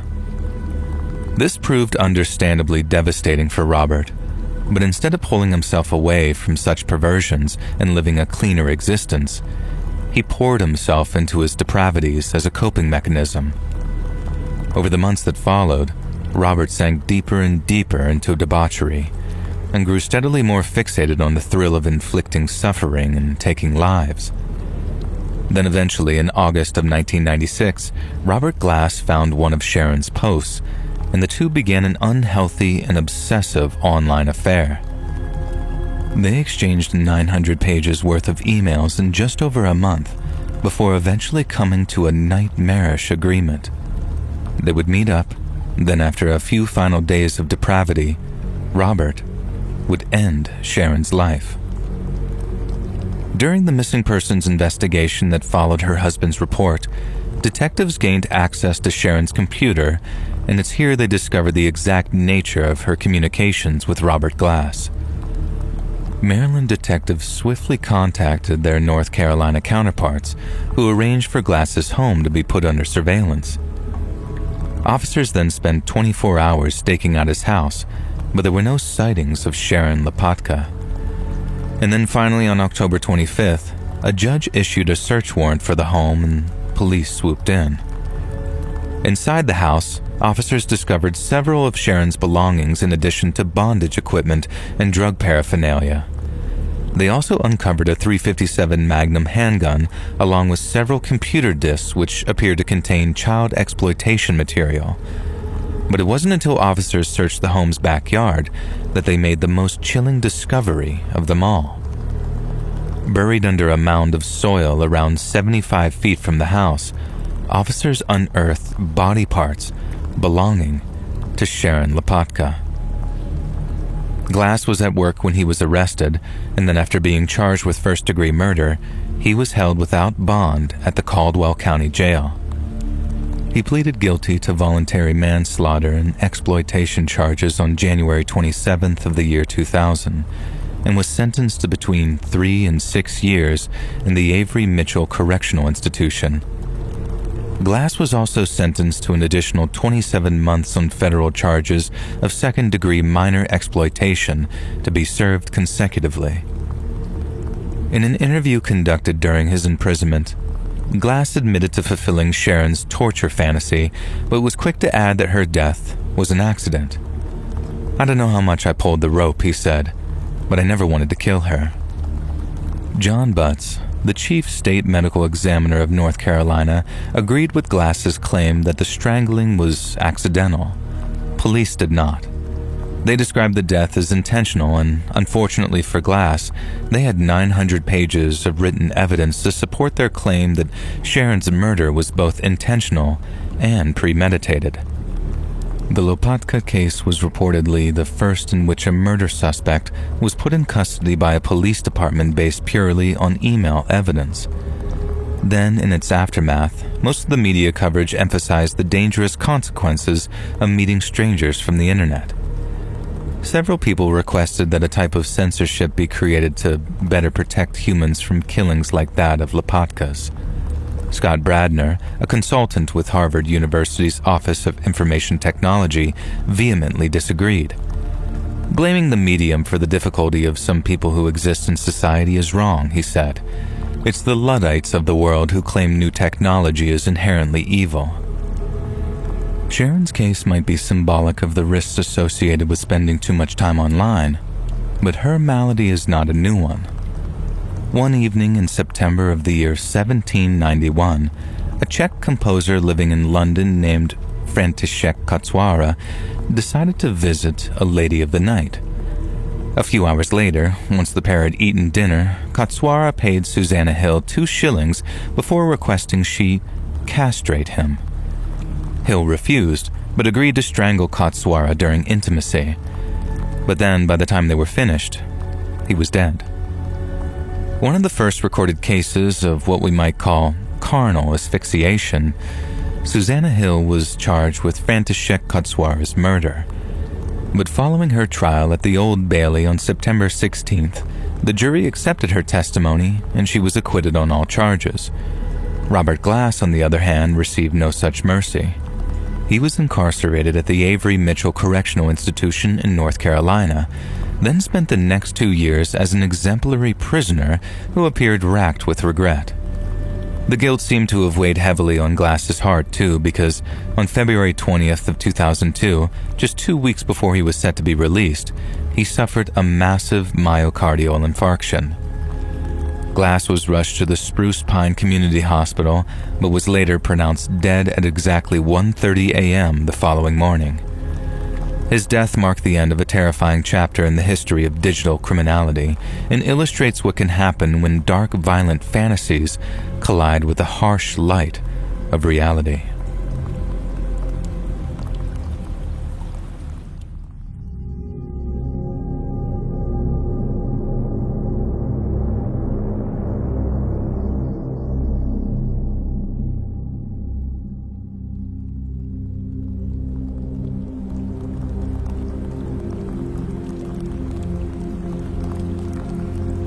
My name's Ben, and in the summer of 2008, me and a few friends decided that we'd go to the Leeds Festival. And for those that don't know, Leeds Fest is a 3-day music and camping event that's named after where it's held. In years prior, the mostly indie band lineup had never interested us, but when the 2008 lineup was announced, that all changed. Leeds 2007 featured the likes of Arcade Fire and Kings of Leon, with Fall Out Boy delivering a twist of pop-punk. But then in 2008, some of the first acts announced were Slipknot, Metallica, and most importantly, Rage Against the Machine. I had been a huge fan of Rage ever since I saw the music video for Sleep Now in the Fire around the year 2000. But since I was only 12 when I got into them, and considering they broke up just a year after that, I thought my chance to see them live had very much come and gone. I was ecstatic in 2007 when rumors of their reformation circulated, but even when they did, I thought that they'd just do a few shows up in the US, but never tour Europe. So when it was announced that they were playing Leeds, I fought tooth and nail to get a ticket, and so did my friends. And to get there, we convinced my friend's dad to drive us down in the back of his van, but not like a people carrier. I'm talking like a big white van with nothing but storage space in the back. And this was very illegal, but very cool, like we were being smuggled into an actual music festival. The vibes were great from there on out, and that first day, we caught Dropkick Murphys, Feeder, Tenacious D, and Metallica. But sadly not Slipknot, as Joey Jordison, rest in peace to the drum god, had to pull out with some health issues. We all headed back to the tents, had a few drinks, and then woke up on that Saturday raring to go. We all liked Metallica, but we had Queens of the Stone Age and Rage to look forward to, so we spent the whole day floating from show to show in anticipation of the big two come the end of the day. The thing is, we weren't the only ones. With them being such a massive band, Queens of the Stone Age pulled a huge audience, and as their set came to a close, the legions of people who'd bought a ticket purely for Rage Against the Machine started filtering through the crowd and closer to the stage. My friends and I did the same, not pushing, but just weaving through the groups of people until we were as close as possible to the band we'd all come to see. The only problem was, that's exactly what everyone else did too. As more and more people pushed their way towards the front, people nearer the back started bunching up too, and before long, my friends and I were all squished together and there was barely room to move. We weren't uncomfortable just yet. Having your personal space violated is all part of the festival experience. But after the band took the stage, then opened with Bulls on Parade, everything changed. As you can imagine, everyone went mental when Rage played their first song, and there was enough moving and jumping around that it opened up a bit of space. But when they finished and went into their second, the crush started. One of my friends, who wasn't that much of a Rage fan, recognized what was coming immediately and said something along the lines of, "I'm getting out of here." But the rest of us stayed thinking it couldn't get any worse. But it did. I remember hearing a girl scream, but not out of enthusiasm. Her friend had passed out and she wasn't strong enough to hold her up.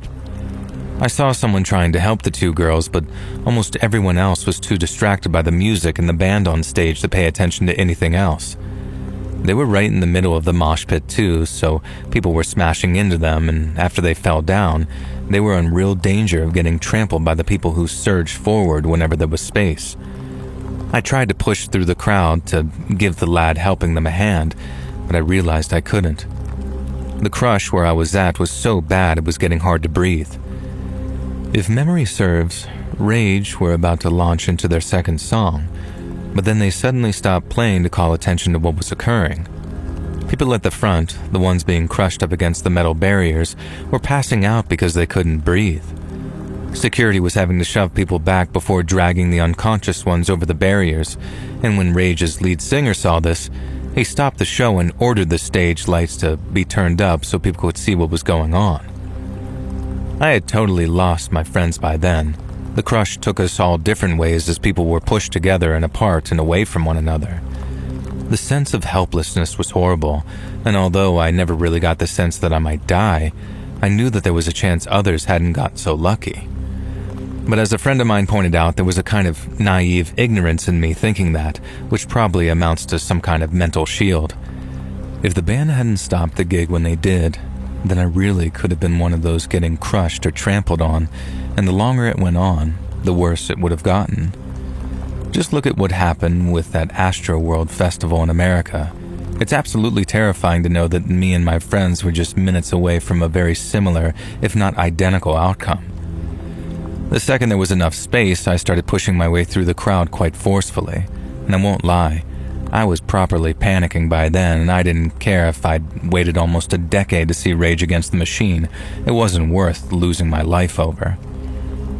The crowd was still so dense in parts that I had to literally shove my way through, and some people didn't take too kindly to that, but I remember one guy tried patting me on the back as I brushed up against him, so he must have read it on my face that I'd been in the crush and was just in survival mode. Once the crowd started to thin out, I remember stopping by another set of barriers with a gap near it, one which loads of people were walking through as they headed back to their tents. I could still see Rage playing, but I mainly stopped there to keep an eye out for my friends. I didn't know if any of them had been the ones dragged over the barriers or if they had been trampled in that mosh pit gone wrong, so as they filed past, one by one over the course of Rage's set, it was a huge relief, and there were many man hugs to go around. We were all quite shaken, and while no one was seriously hurt, our one friend Danny came out the worst of it because he'd fallen into the pit and had his face literally jumped on at one point. There was this massive half-scrape, half-burn type injury on his cheekbone where it really did look like a rubber sole had smashed into his face before slipping, I'd never seen a wound like that, honestly. We asked if he wanted to go to the medical tent or whatever, and he was a bit worried about a concussion and all that, so we went and got him checked out before heading back to our tents. There, we drank away our sorrows that the show of a lifetime had been so scary and anticlimactic. I'd looked forward to it for months, and then 3 minutes in, I'd rather have been anywhere else on the planet, and it sucked. We spent the next day just kind of chilling, catching a band here and there, but mostly just moping around and being gutted that Rage had gone so badly. But it wasn't just that. And looking back on it, it's weird that we kind of pushed all these thoughts to the back of our minds, probably so we wouldn't have to address it and we could at least try to enjoy the rest of the festival. But then after we got back and found out people had heard about the crush, there was no hiding from it. A few people had to go to the hospital because of how badly they'd been crushed, and the fact that we hadn't been in the worst parts of the crush was a matter of pure luck. If we'd been a little closer to that stage and Rage hadn't had the presence of mind to stop the gig when they did, the situation could have been much, much worse.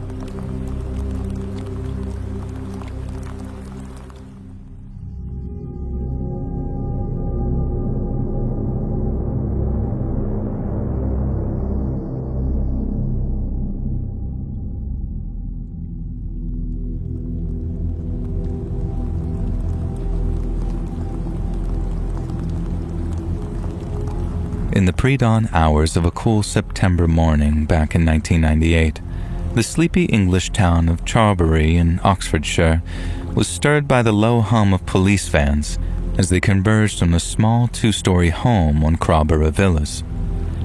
The detached house, a faded Victorian property with peeling paint and a small front yard, was their target's last known address. Intelligence suggested he lived alone and was deeply paranoid, often keeping erratic hours and using multiple exits and entrances on the off chance he was being tailed. A dog unit stood ready in case he attempted to flee via the back garden, through which he had access to the dense woodlands which surrounded the town. Acting on a tip from the U.S. Federal Bureau of Investigation, the dawn raid was timed for 5 a.m. sharp, an hour when only the farmers working surrounding fields would have stirred from their slumber. Oxfordshire police had managed to piece together a vast web of clues and evidence, including private emails and computer metadata. All had pointed back to the terraced house on Crowborough Villas, while suggesting its resident was part of a colossal global network of child-abusing cybercriminals. At 4:55 a.m., a team of 12 tactically clad officers from Oxfordshire police assembled outside the house. One stepped forward, his fist hammering on the door before he yelled, "Police, open the door now." While no response came, a battering ram splintered the front door's lock, and the officers flooded inside. The ground floor was a mess of stacked newspapers and unwashed dishes, with the smell of old cigarettes hanging in the air.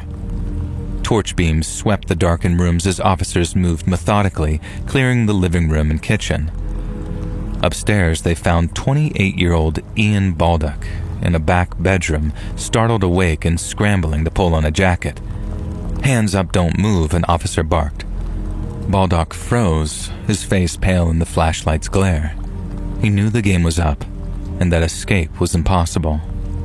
By 6:30 a.m., as first light crept over the village, Baldock was being loaded into a police van. Drawn by the commotion, neighbors peered from windows, whispering about the man they'd known as a quiet, shifty figure who was rarely seen in local pubs such as Ye Old Three Horseshoes. The raid disrupted the morning calm, with police tape fluttering across the property and officers standing ground as forensic teams arrived to carry away Baldock's computer. The seizure and arrest resulted from months of solid work, with Baldock being the first domino in a chain that would eventually take down one of the world's largest child exploitation networks. This is the story of Operation Cathedral. Launched in 1998, the advent of Operation Cathedral stands as a pivotal moment in the fight against child exploitation on the internet. It specifically targeted the Wonderland Club, a secretive international child exploitation ring that operated entirely online. The club's name, taken from the Lewis Carroll story Alice's Adventures in Wonderland, masked a horrifying reality. They constituted a network of individuals who produced, shared, and traded in child exploitation material on an unprecedented scale. The operation, which involved law enforcement agencies from multiple countries, not only dismantled the club, but also exposed the complexities of combating cybercrime at a time when the internet was still relatively new. The investigation that led to Operation Cathedral began in the United States in 1996, when the FBI uncovered evidence of a large-scale child exploitation material network during an unrelated investigation into domestic cybercrime. This initial discovery became part of a broader FBI operation known as Innocent Images, which aimed to combat the growing problem of child exploitation on the internet. As the operation progressed, the FBI uncovered a group of individuals who were using the internet to share material. Yet after just a short period of surveillance, it became clear that they were part of a much larger international network, the Wonderland Club. The Wonderland Club was not some loosely affiliated group of perverts, but rather a rigorously structured hierarchy that enforced strict membership rules. In order to join, prospective members not only had to provide the organization with at least 10,000 images of child exploitation, but they had to ensure these images had not already been circulated within the group. This requirement made sure that the club's library of exploitation material grew continuously and exponentially, making it one of the largest repositories of such material in human history. The club operated online using encrypted communication channels, which made it difficult for law enforcement to track the identities of its members. They also instituted a strict hierarchical structure, including ranks based on the quantity and quality of the material contributed, with higher-ranking members having access to more exclusive content. It was later revealed that the club had members in at least 14 countries, so given the international scope of the network, the FBI reached out to law enforcement agencies in those countries to coordinate a global response.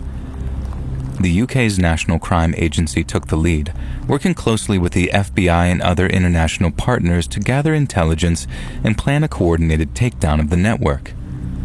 This collaboration was essential, as the internet's borderless nature meant that no single country could tackle the problem alone.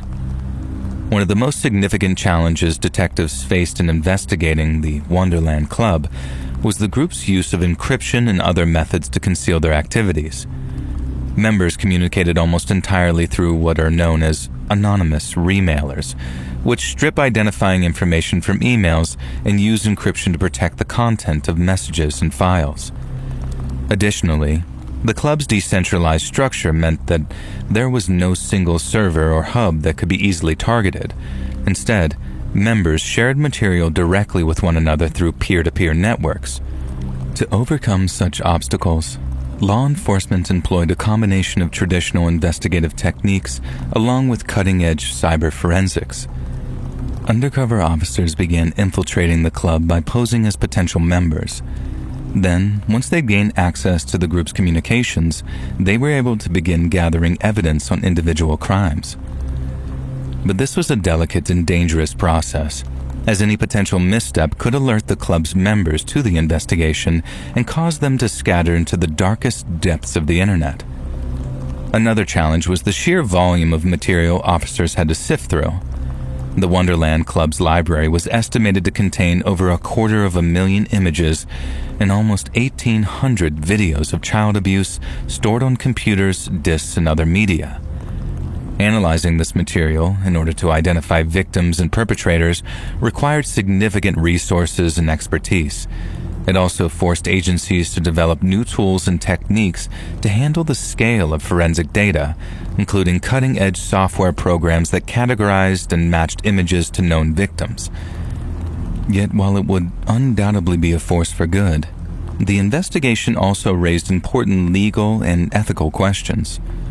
For example, in order to gather evidence, undercover officers had to engage with the club's members, and in some instances, view or even share exploitation material. This raised concerns about the potential for law enforcement to inadvertently contribute to the exploitation of children, even if it was in the pursuit of justice. To address this, strict protocols were put in place to ensure that any actions taken by undercover officers were carefully controlled and that the focus remained on identifying and rescuing victims.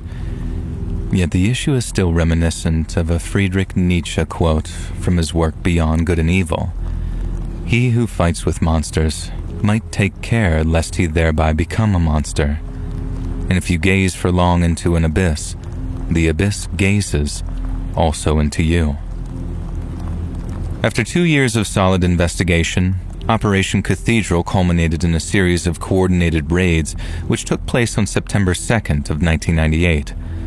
Law enforcement agencies in 13 countries, including the UK, the US, Australia, Germany, and Italy, executed simultaneous search warrants, then swiftly arrested suspects to prevent the club's members from warning one another.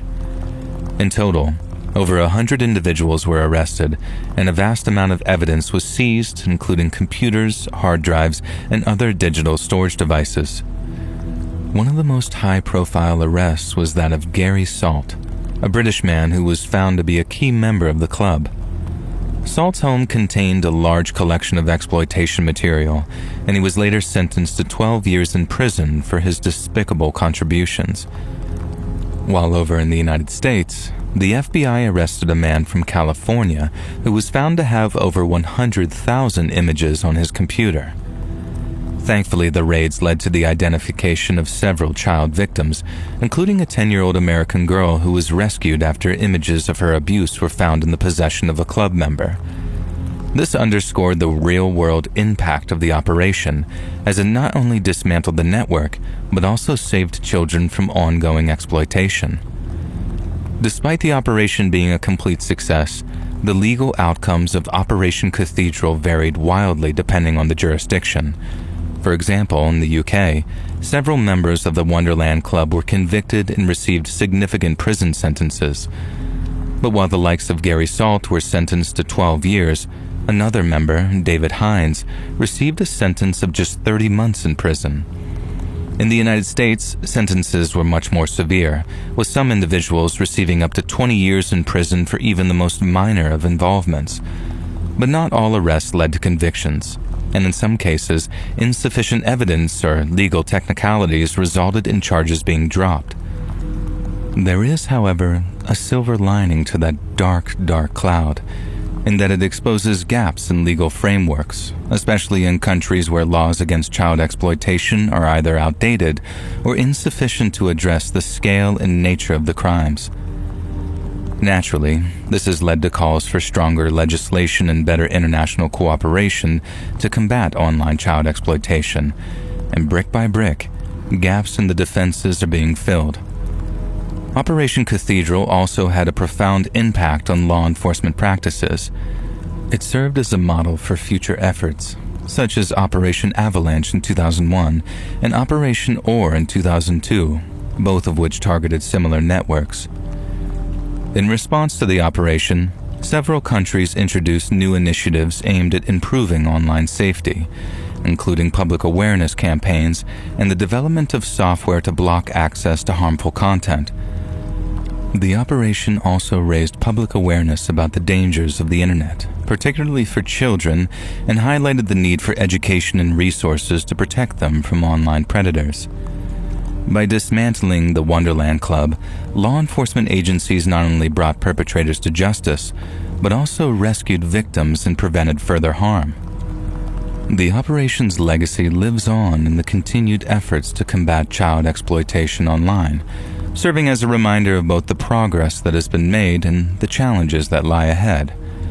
As the internet continues to evolve, so too must the strategies used to protect the most vulnerable. But with determination, cooperation, and innovation, even the most secretive and sophisticated criminal networks can be brought to justice.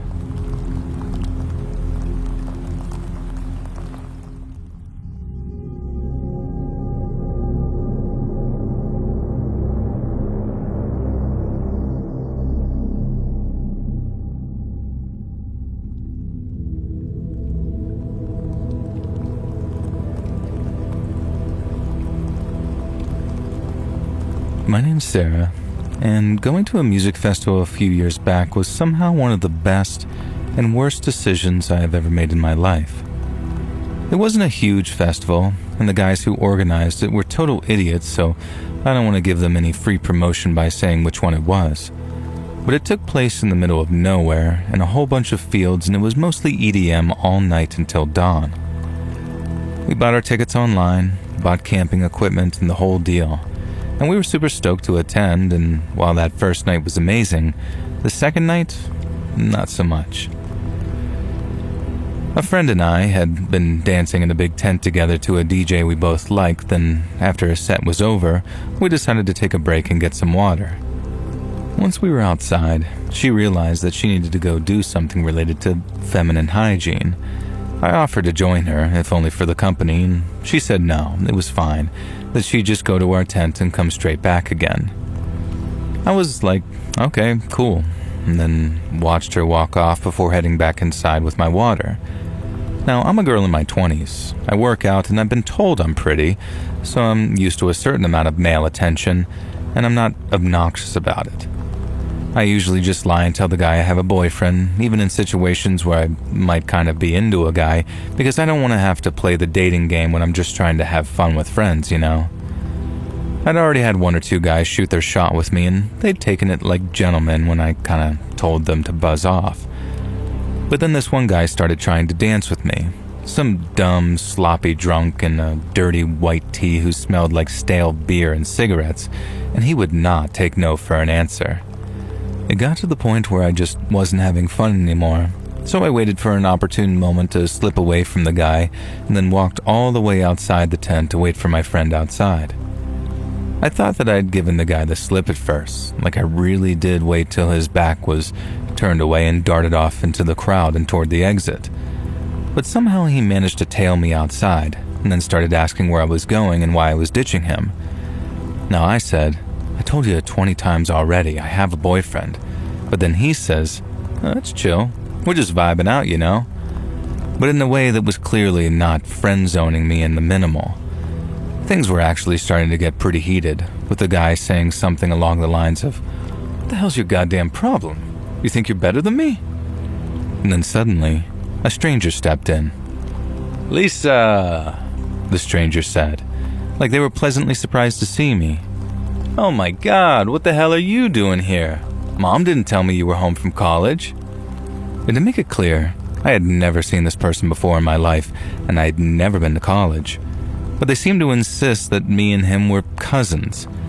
He mentioned it like twice in quick succession, then turned to the guy bothering me, saying, and who's this guy? Are you going to introduce me? I told him I didn't know the guy, and then my new cousin turned to him and said, hey man, I get you two were hanging out, but do you mind if we have ourselves a little cousin catch-up time? It's been a while since me and Lisa have seen each other. Now my name is not Lisa, but I just went with it, and the guy bothering me seemed to swallow that hook, line, and sinker. The stranger even topped it off with a bit of a playful but firm, you're not about to start hitting on my cousin right in front of me, are you, bruh? Incredibly, the guy that had been bothering me, who'd been aggravated to the point I thought that he might start a fight, just laughed. It was like the kind stranger had rolled a charisma check in D&D and then hit a perfect natural 20 right there in front of me. The guy bothering me then says, me? Nah man, it's all good, I'm just out here vibing.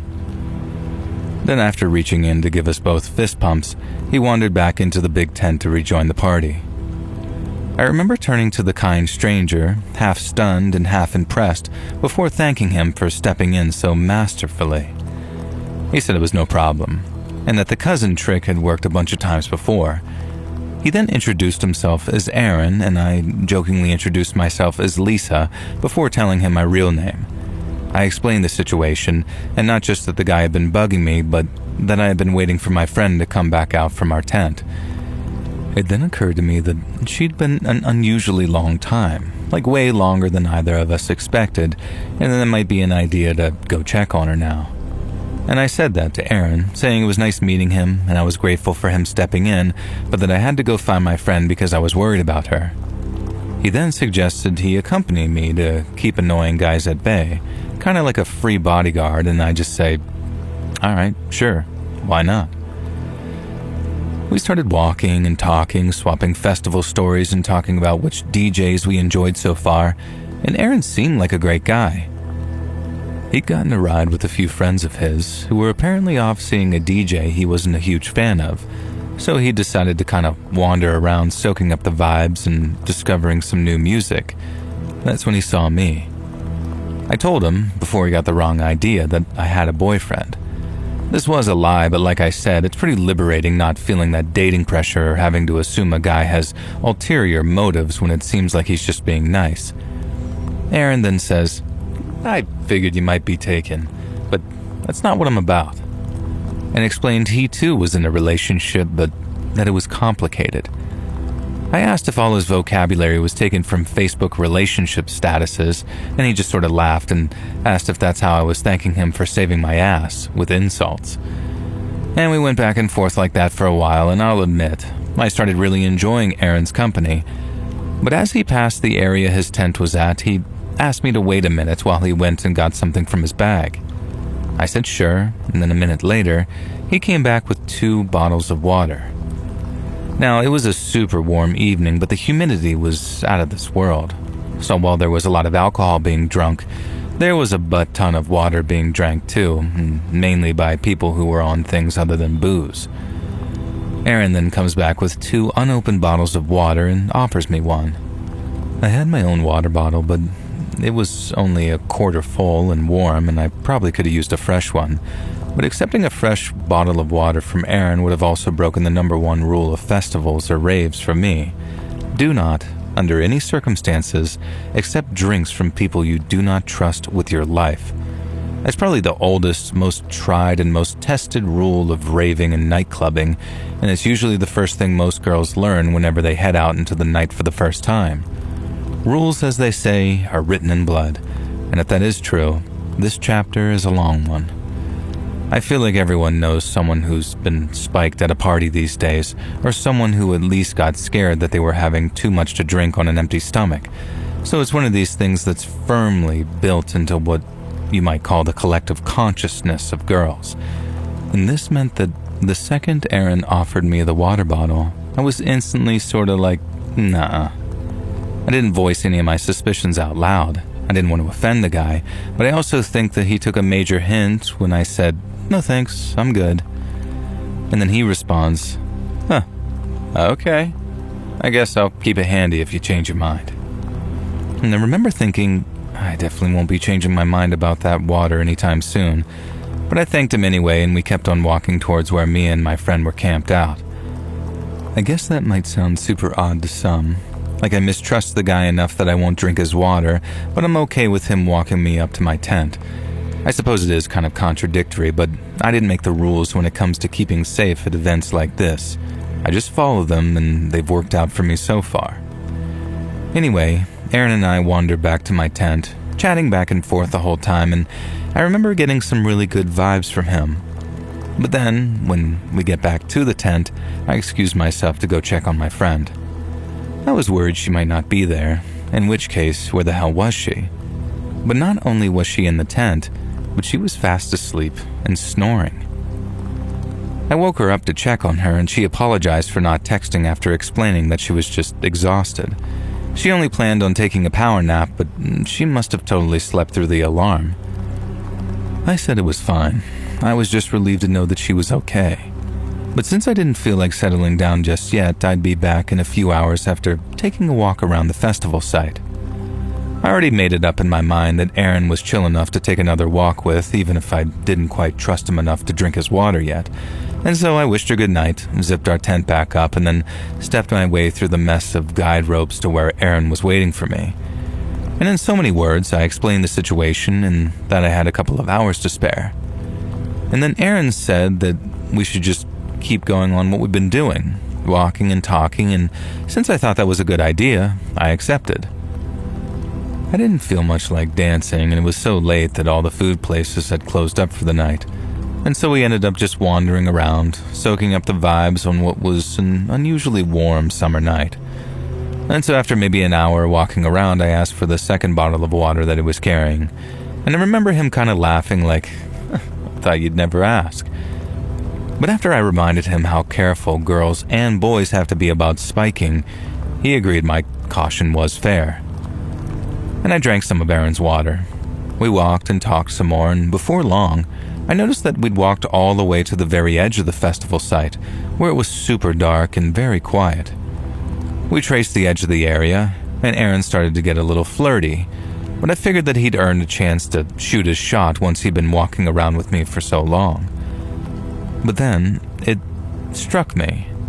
This very, very concerning thing that we made our way to the quietest part of the site just as I started to feel kind of sick and lightheaded. And it also struck me as really concerning that the feeling of nausea and shakiness had come on right as I was halfway through the water Aaron had given me. I didn't tell him what I suspected. I just asked if we could walk back to the tent, and then started walking very quickly back towards a well-lit public area. Aaron asked if I was okay, and although I told him I was fine, I was feeling more and more shaky and lightheaded with each step I took. I realized that if whatever I was feeling was the result of something I drank, I needed to empty my stomach, and fast. So I made a beeline for the tree line to stick 2 fingers down my throat, but not after telling Aaron, "Don't you follow me," before I did.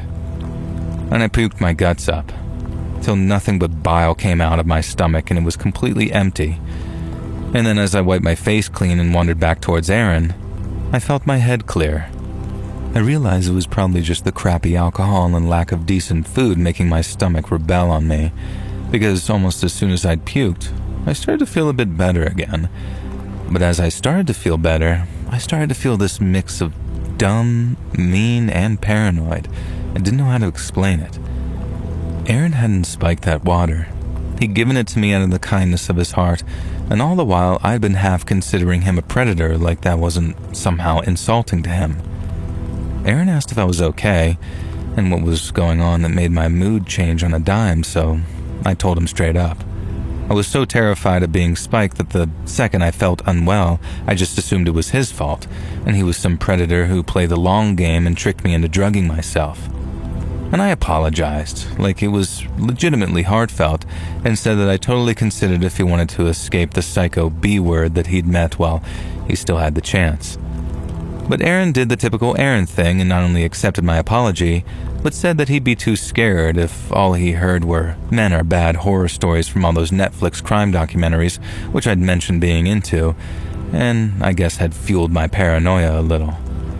He was super understanding about it, but said I owed him a new first date because I'd ruined the first one by accusing him of roofying me. I agreed to what was a very fair point, and then, right as I felt that first romantic spark between us, I saw someone walking over to us. It was the annoying, sweaty drunk guy from before, and not only had he heard Aaron using my real name, he'd heard him talking about our little date. Aaron couldn't see him, but I guess he had read my face when I realized who was walking over, and then by the time he turned, he only managed to get out a word before the drunk guy threw a punch. He might have been sloppy drunk, but the punch that he aimed at Aaron's face was both powerful and accurate. And that might make it sound impressive, but the sound that it made was disgusting, like a slap so loud that it sounded almost like wet. Aaron hit the dirt immediately. He was knocked out cold, and then the guy started talking. "Don't seem like no cousin to me, asshole," he said, all sloppy and all drunk. "You think I'm stupid or something, huh? Is that it? You think you're better than me?" And I remember yelling, "He can't hear you," at him, but the guy told me to shut up, and then, to my absolute horror, he put his sneaker right on Aaron's head, and then started leaning his weight onto that foot like he was trying to crush his skull. I ran over screaming for him to stop it, pushing the drunk guy off of Aaron before screaming at him to leave us alone. The guy took one look at me and then punched me so hard in the nose that it was immediately dripping with blood by the time I found my feet again. My whole face was on fire from the pain of having my nose punched like that. It didn't break, but holy hell did it hurt like a bitch, and checking it for blood distracted me long enough that I didn't see the drunk guy drop to his knees and start ground pounding on Aaron. That's what it's called, right? When one guy knocks the other down, then just starts punching him while he's done over and over to finish the fight. Well, Aaron was finished the second he got hit. All the guy was doing now was essentially killing him. And I ran over, shoving the drunk guy over, which was easier this time since he was on his knees already. And I've never fought a guy like that before in my life, and I definitely paid for it with a busted nose. But my God, did it feel good to get a few solid smacks in while he was down. I'm glad I did too, because the next second, he was up and had a hand around my throat. But it couldn't have been there for more than a second before someone noticed us and started yelling. The next thing I know, the drunk guy is throwing me to the ground, and by the time I got up again, I saw maybe 5 or 6 guys running over and pushing him off, saying, "You hitting a girl, bruh? What is wrong with you, dude?" All that kind of stuff. The drunk guy threw a punch at one of them, then he took one back that knocked him on his ass. But the group showed restraint. They didn't mob him. Instead, one of them got the drunk guy in some kind of judo hold, like grabbing the guy's arm and pulling it, and then he was in way too much pain to do anything but lie there till security essentially showed up. And while security took care of the drunk guy, I asked the guys who came to help me to go get medical help, and they did. A few minutes later, a bunch of first aiders showed up as Aaron was starting to wake up, but by that point, his face was a total mess. The drunk guy had connected with a solid few punches, and his nose, eyebrow, and bottom lip were all bleeding pretty heavily. The medical folks got him on his feet, and then I accompanied him to the little medical tent where he got some basic treatment while being checked out for more serious injuries. It was almost 3:30 in the morning by that point, so Aaron had to call his brother over and over until he woke up. He really did not want to drive all the way out to that festival to give him a ride home, but the moment he heard how badly Aaron was hurt, he jumped out of bed and promised to be there within an hour. Aaron and I waited together on that dirt road that led to the site. Then not long after, his brother showed up, mad as hell about what had happened. We swapped cell numbers before they drove off. And the next day I spent almost the whole ride back texting with Aaron back and forth and arranging that date that I'd promised to let him take me on. And we've been dating ever since. In fact, Aaron is the longest relationship I've ever been in, and we're still going strong almost 3 years later. He sometimes makes fun of the way we first met. Like sometimes he'll bring me coffee and say something like, "Careful now, you don't know what I might have laced that with." But I take it on the chin because nothing worth having comes easy, and trust when I say, it's hard to come by.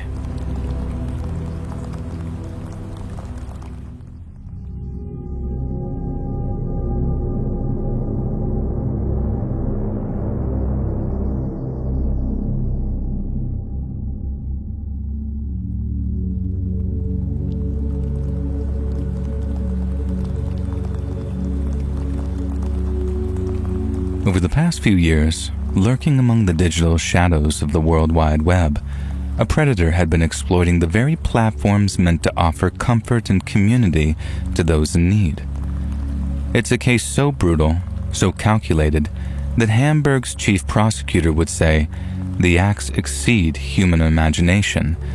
And while that might sound like hyperbole, the details you're about to hear will prove otherwise. This is the story of the Hamburg grooming case. Our story begins in the German city of Hamburg, but its reach stretches across the globe. Arrested in June of 2025, the perpetrator is a 20-year-old man known online by the pseudonym White Tiger.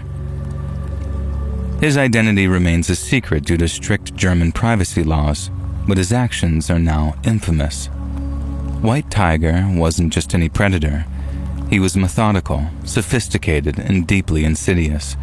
He stalked anonymous online help forums and chat rooms, places designed to support individuals struggling with mental health issues. These were supposed to be safe havens. Instead, they became his hunting grounds. Posing as a sympathetic and similarly aged peer, White Tiger would initiate contact with vulnerable young people and would specifically seek out those already suffering with depression or other mental health conditions. Then, what started as feigned empathy turned into coercion, blackmail, and control. He'd slowly build trust, engaging them in conversation about their struggles, and then once he had them ensnared, the mask would slip. Once in possession of embarrassing or compromising information, the white tiger would coerce his victims, some as young as 11 years old, to produce obscene or violent content. For example, he would force victims to send illicit or disturbingly violent photographs, which he then downloaded as trophies, which would facilitate further blackmail. So far, German police have identified a total of 8 confirmed victims, aged from 11 to 15. Each one was targeted because of how vulnerable they were before the white tiger dragged them into a nightmare. Among them, 2 cases stand out for their particularly devastating outcomes. First, there was the 14-year-old girl from Canada who required hospitalization after enduring months of abuse. She survived, but the scars, both physical and emotional, will remain for the rest of her life. But it's the 13-year-old girl from the United States who suffered the most tragic turn of events. After being groomed horrifically over an extended period of time, the boy was coerced into prematurely terminating his own existence during a live-streamed video. The boy, who has never been publicly named due to his age, was already struggling with mental health issues. He turned to an online community for help, but the only thing waiting for him was a monster, one who recorded his death and kept the video as a trophy. Perhaps even more sickening is the fact the white tiger's victims might number in the hundreds, yet these children aren't just statistics. They were kids seeking connection, understanding, and support. Instead, they found a predator who weaponized their trust and inflicted lifelong trauma. What makes this case even more disturbing is how the white tiger operated. He didn't just download his trophies for personal use. He live-streamed them on the dark web to broadcast his victims' suffering in real time, creating a grotesque spectacle users could relive over and over. And he wasn't acting alone.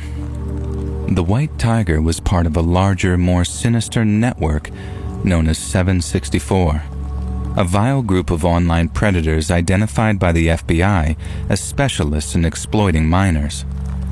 This wasn't just one predator. It was organized abuse, perpetrated by people who share tactics and content across international borders. FBI Director Kash Patel recently called the network deeply disturbing, before stating that federal agents were investigating hundreds of cases tied to 764. On June 17th of 2025, and acting on a tip from the FBI, Hamburg police stormed an apartment somewhere in the city. Inside, they found White Tiger, who turned out to be a 20-year-old man living with his parents. The FBI's intelligence gathered from monitoring 764 and other similar networks was crucial, yet the arrest of the White Tiger was only the first step in delivering justice to his victims. In court, and despite the overwhelming evidence against him, White Tiger denied any and all wrongdoing, and as of June 2025, prosecutors are still finalizing charges while grappling with the international scope and sheer volume of offenses. The Hamburg grooming case isn't just a tragedy. For parents, educators, and policymakers, it's a stark reminder of the need for vigilance. It exposes how predators exploit the internet's anonymity to target the vulnerable, turning safe spaces into their hunting grounds.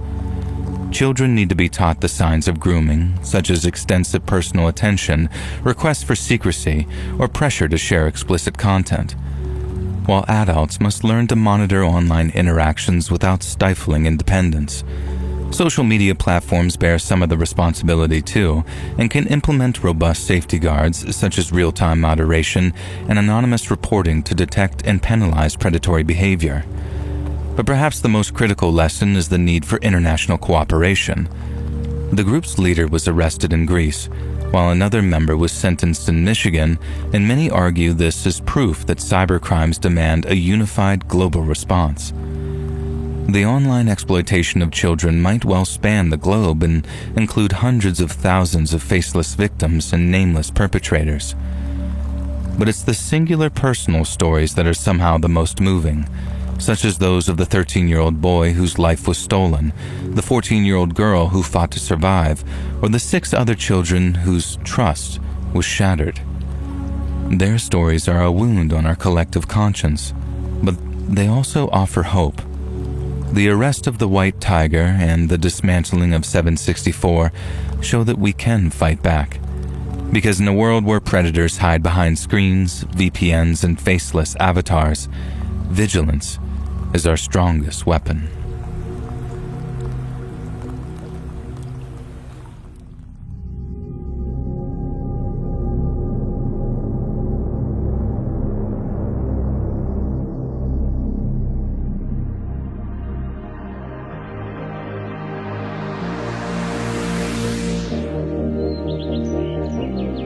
Hey friends, thanks for listening. Click that notification bell to be alerted of all future narrations. I release new videos every Monday and Thursday at 9 p.m. Eastern Time, and there are super fun live streams on Sundays and Wednesday nights. If you got a story, be sure to submit them over at my email, letsreadsubmissions@gmail.com, and maybe even hear your story featured on the next video. And if you want to support me even more, grab early access to all future narrations and bonus content over on Patreon, or click that big join button to hear about the extra perks for members of the channel. And check out the Let's Read podcast, where you can hear all of these stories in big compilations located anywhere you listen to podcasts. Links in the description below. Thanks so much, friends. And remember, beware the Jizzler.